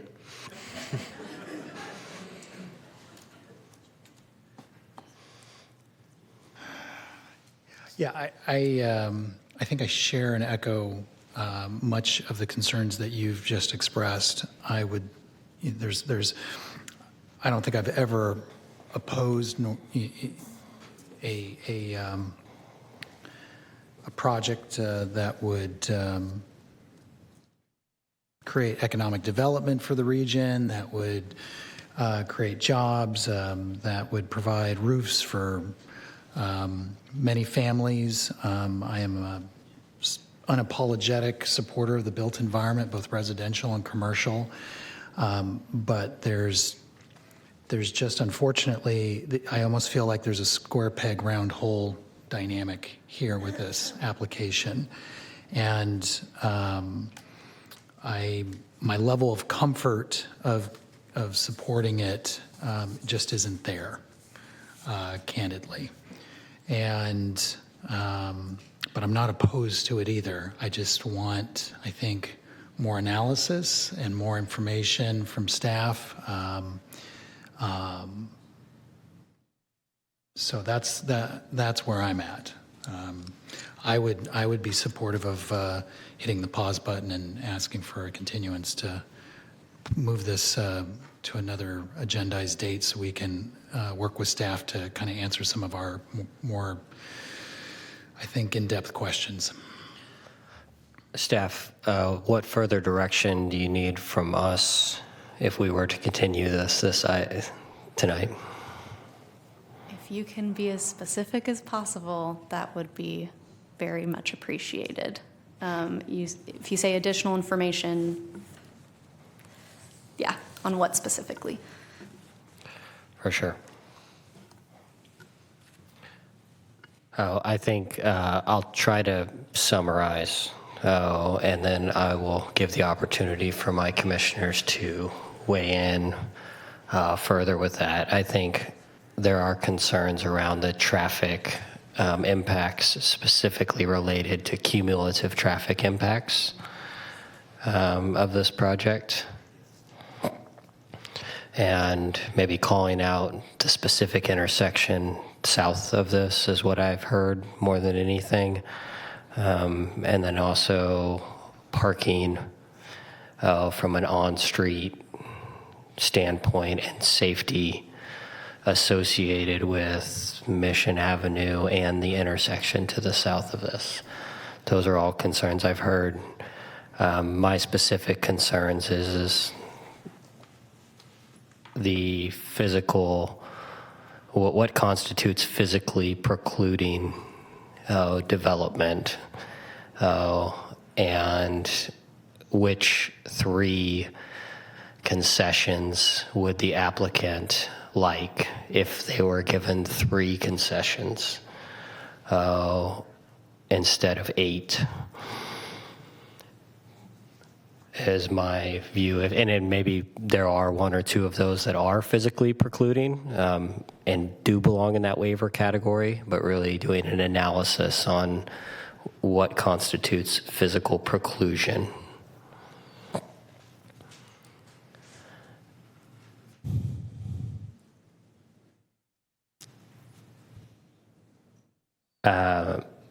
I'm going to pause there because those are the 2 that I hear. Maybe parking, traffic safety, and amount of waivers are the 3 that I hear clearly. I also heard from Commissioner Borja, CEQA, and I believe that was mostly related to cumulative traffic impacts. Is that fair to say? Fair. Is there other CEQA requirements based on that? That was a lot of yeses on the CEQA document that was there. Were there other yeses that you had concerns with about the CEQA exemption?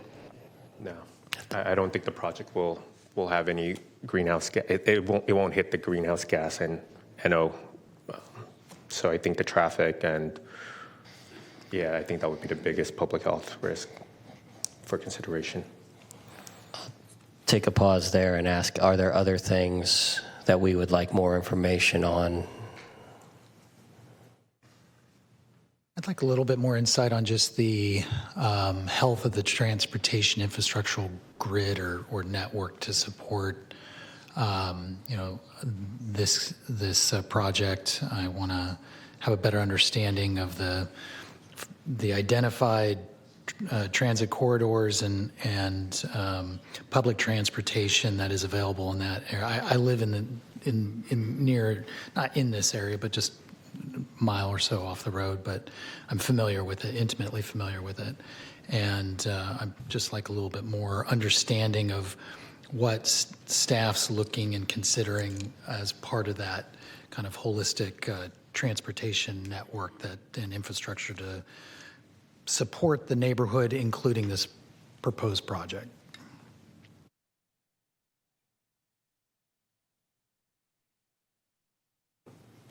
Anything else to add?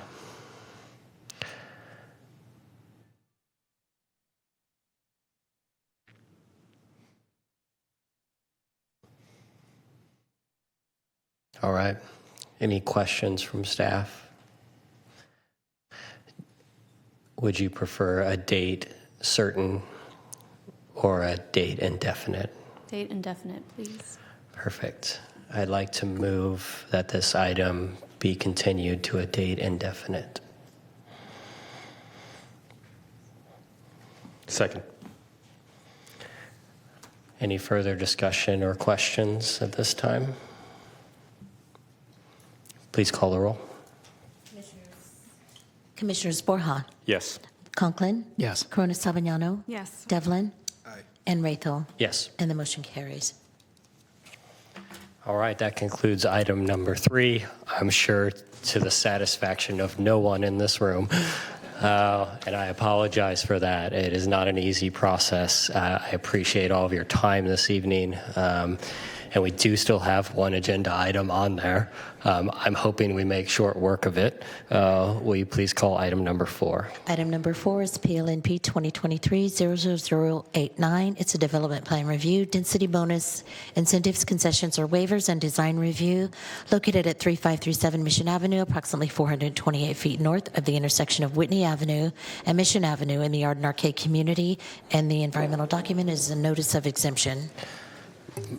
My desire on this one would be that we short circuit everything and we move to continue this item since it has a potential tie with CEQA and cumulative impacts.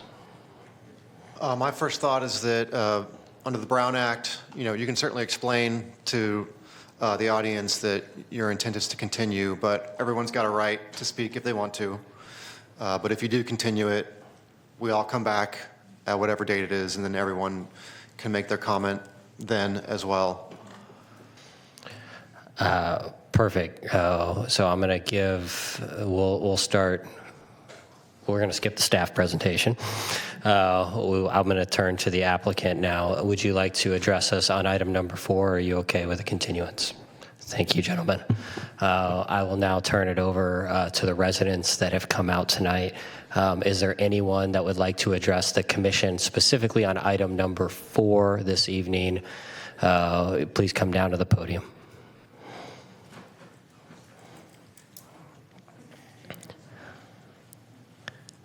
Nick Blaise. I'm just going to make this quick. Real quick, there is concern about CEQA. It's a cumulative effect. It's the fact that there's 2 CPACs right on the edge of each other. Does that create a different CEQA situation? It's in the dissertation by Paul Cummings that you received. It's like 30 pages. So I just wanted to bring that to your attention. And the last one is the aesthetics of the height, not the height itself. The height is okay. I understand that. It's 38 feet. The allowable is 40.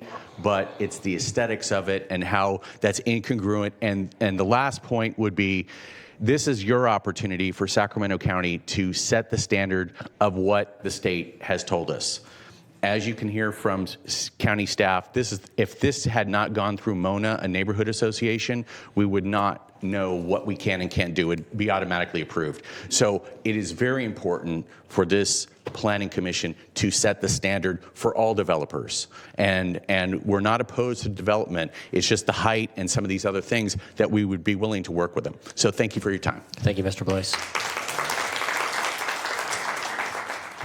And just a reminder, we're going to ask you to come back and give these comments at a later date, but come on up and address the commission. So I just wanted to touch on that as well. The height Absolutely. is in the guidelines for zoning, but the county council member said that you guys have discretion on aesthetics. So the aesthetics don't fit for that neighborhood. And so I understand that you guys are trying to juggle what's within the law and what your hands are tied with. We're not saying you're rubber stamping it, but that is how it feels through this process. What's the point of this board if you guys can't vote it down? That's what I don't understand. So you guys have discretion. He's the attorney. He said you guys have discretion with aesthetics. I would ask that you really review those, not just the stuff that's within the zoning planning that they are within guidelines. The aesthetics don't fit for that neighborhood. They don't fit for Mission Oaks. They don't fit for Arcade. They don't fit for either one of those CPACs. So that's what I would ask. Thank you. And if you could just state your name at the beginning so we have you on the record, that'd be awesome. Absolutely. My name's Clyde Reed. I might be all over the board here. Something will eventually be built on these sites, but let's find something that works for the developer, for the people that will be moving in, and good for the neighbors that are already there. Can we bring the community into a discussion next time? Yes, we need more housing. Let's do it. But I don't want a developer to come in here and tell us what they're going to build and how it's going to be done and what the rules are. That's not their position right there. Their position is make money. And along those lines, there's certain rules that they're supposed to be following. And it sounds like there's a bunch of waivers and concessions and everything else going along with it. I'm not familiar with it, but what's the point of having a rule if you can't, if you don't follow it right there? One or two, I can buy off on it, but like you said, there's 8 different things that they're trying to avoid doing. I may not be happy with the 2-story apartment complex, but at least it's not a 3-story building. And if it can't be accomplished by following the rules, then that project shouldn't be done. It should be done by following what the rules that are there. There's a reason those things are in place. Thread the needle? Well, okay, fine. We need something there. I agree. How about senior housing? How about a 2-story apartment? How about making the entire building affordable housing? Affordable housing is entirely different from high-density housing. I don't think any of us are against affordable housing. What we're complaining about is a high-density housing trying to shoehorn way too many people into a very small space. That's the thing. You can't be putting in 33 units like that. We're not happy with 22 units, but at least that's more realistic than 33 just can't go in there. It just can't. Thank you. Thank you very much.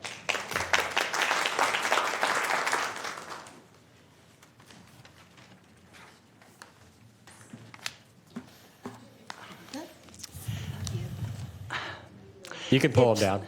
You can grab them and just pull them down. There you go. This project obviously does not have enough parking slots for the number of units. And if you have street parking on both sides of Mission, Mission's going to be a one-way street. Thank you. Okay, we've heard a lot of legal stuff. I want to read this right from the Mission Oaks Neighborhood Preservation Area Development Plan Review. The property described shall not be utilized for any other than single-family residential use or the uses existing at the date of the adoption of this ordinance. Unless development plans for a proposed change in use have been approved by the Project Planning Commission. That's you guys. We're asking you not to make concessions and incentives and waivers. Make them comply with the Neighborhood Preservation Ordinance. It's a covenant between the neighborhood and the County Board of Supervisors. It's been in place since 1985. Don't break the faith with the neighborhood. Thank you, Ms. Cook.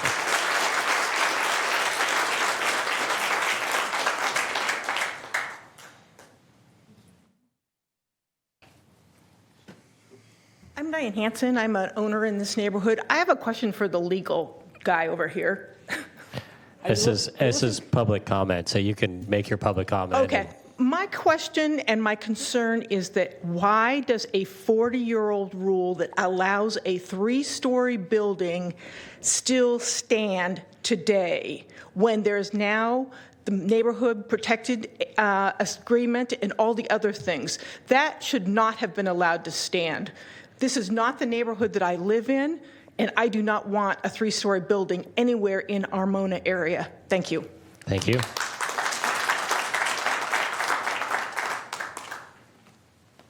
Good evening, and thank you guys for being here so late and dealing with all of this. My name is Mike Anderson. I had a comment in for 4. You can just add it with 3, and I won't come back up. It'll be a one and done situation. First, I just want to congratulate the Chen LLP for figuring out a way to enhance their profits, and other companies that are able to enhance also with these laws that are passed. The applicant stated that there are no subsidies for the development of this project, which makes it sound really good and very good-hearted. Though not receiving government subsidies, just for simple math from this simple mind, the 11 additional units, by sacrificing 4, will probably net them somewhere around $350,000 a year. That's not even including the other property. So although that sounds great, so to grant waivers and concessions, delivering it to us as a community as if they're doing something saintly, it's clear to me that this is about profit and not about the protection of our neighborhood. Thank you.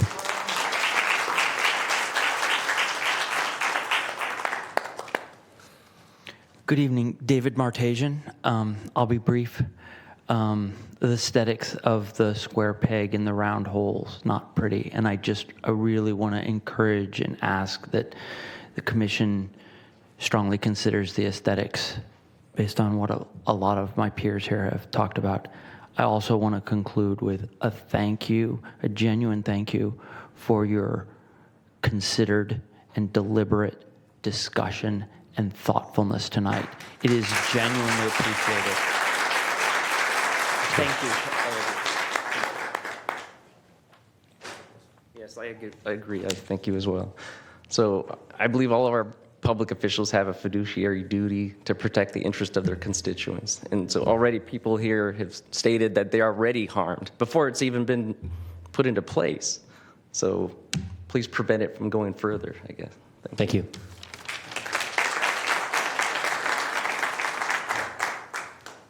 Johnny Vega. This goes to a meeting that you had not too long ago that was rezoning several hundred acres throughout the entire county. For infill, the proposal was for taking RD2 and changing these infills to RD20 and RD30. So what you're seeing today, because there are NPAs throughout this community, I don't know how many there are, but we represented a community who strongly backs our NPA. And I would just guess that there are many, many more citizens that you represent throughout the entire county, because you approved all those infill acres from RD2 to RD20 and RD30. You know what I'm talking about. That meeting was just held within the last couple of weeks. I went on the Zoom session and they cut me off for questions. I didn't realize that was the case. But what you're seeing today is going to be a repeat over and over again. How you carefully deliberate this, and I agree, you guys are doing a great job. You're asking questions, looking for answers that I didn't even anticipate. But it's going to repeat over and over again, because you've already approved throughout the county hundreds of infill acres to be going through this exact process. That's all I have to say. Thank you. Thank you. Joseph Kohler. I just want to say, with a gun to both sides of your head and not being able to duck, thank you, thank you, thank you for taking this seriously. We trust you. We only get 2 minutes of your time. You're surrounded by an infrastructure that gets 40 hours a week to work on this. I want you to please put weight to the 2 minutes that we got in the months that you're going to be considering all this. And I want to just thank you very much. We trust you to do the right thing. Thank you.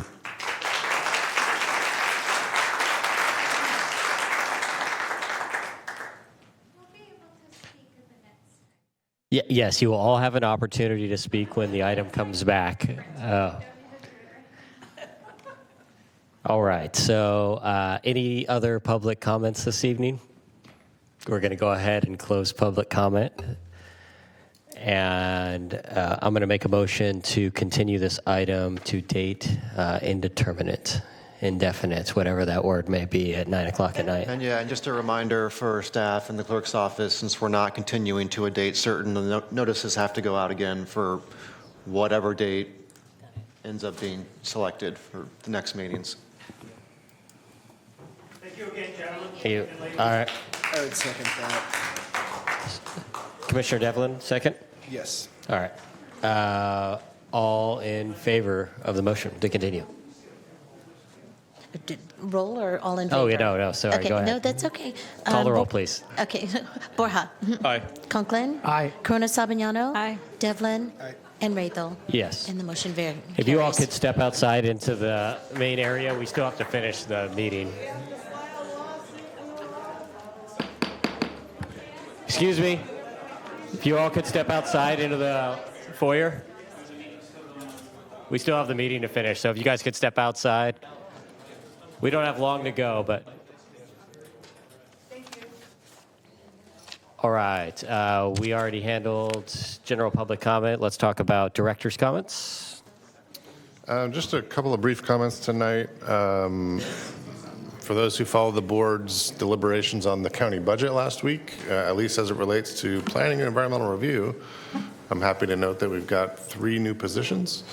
One solely focused on transportation projects in Julie's section, and then 2 more in the zoning administration section to handle public information. So we're happy to be hopefully recruiting for those positions in the very near future and help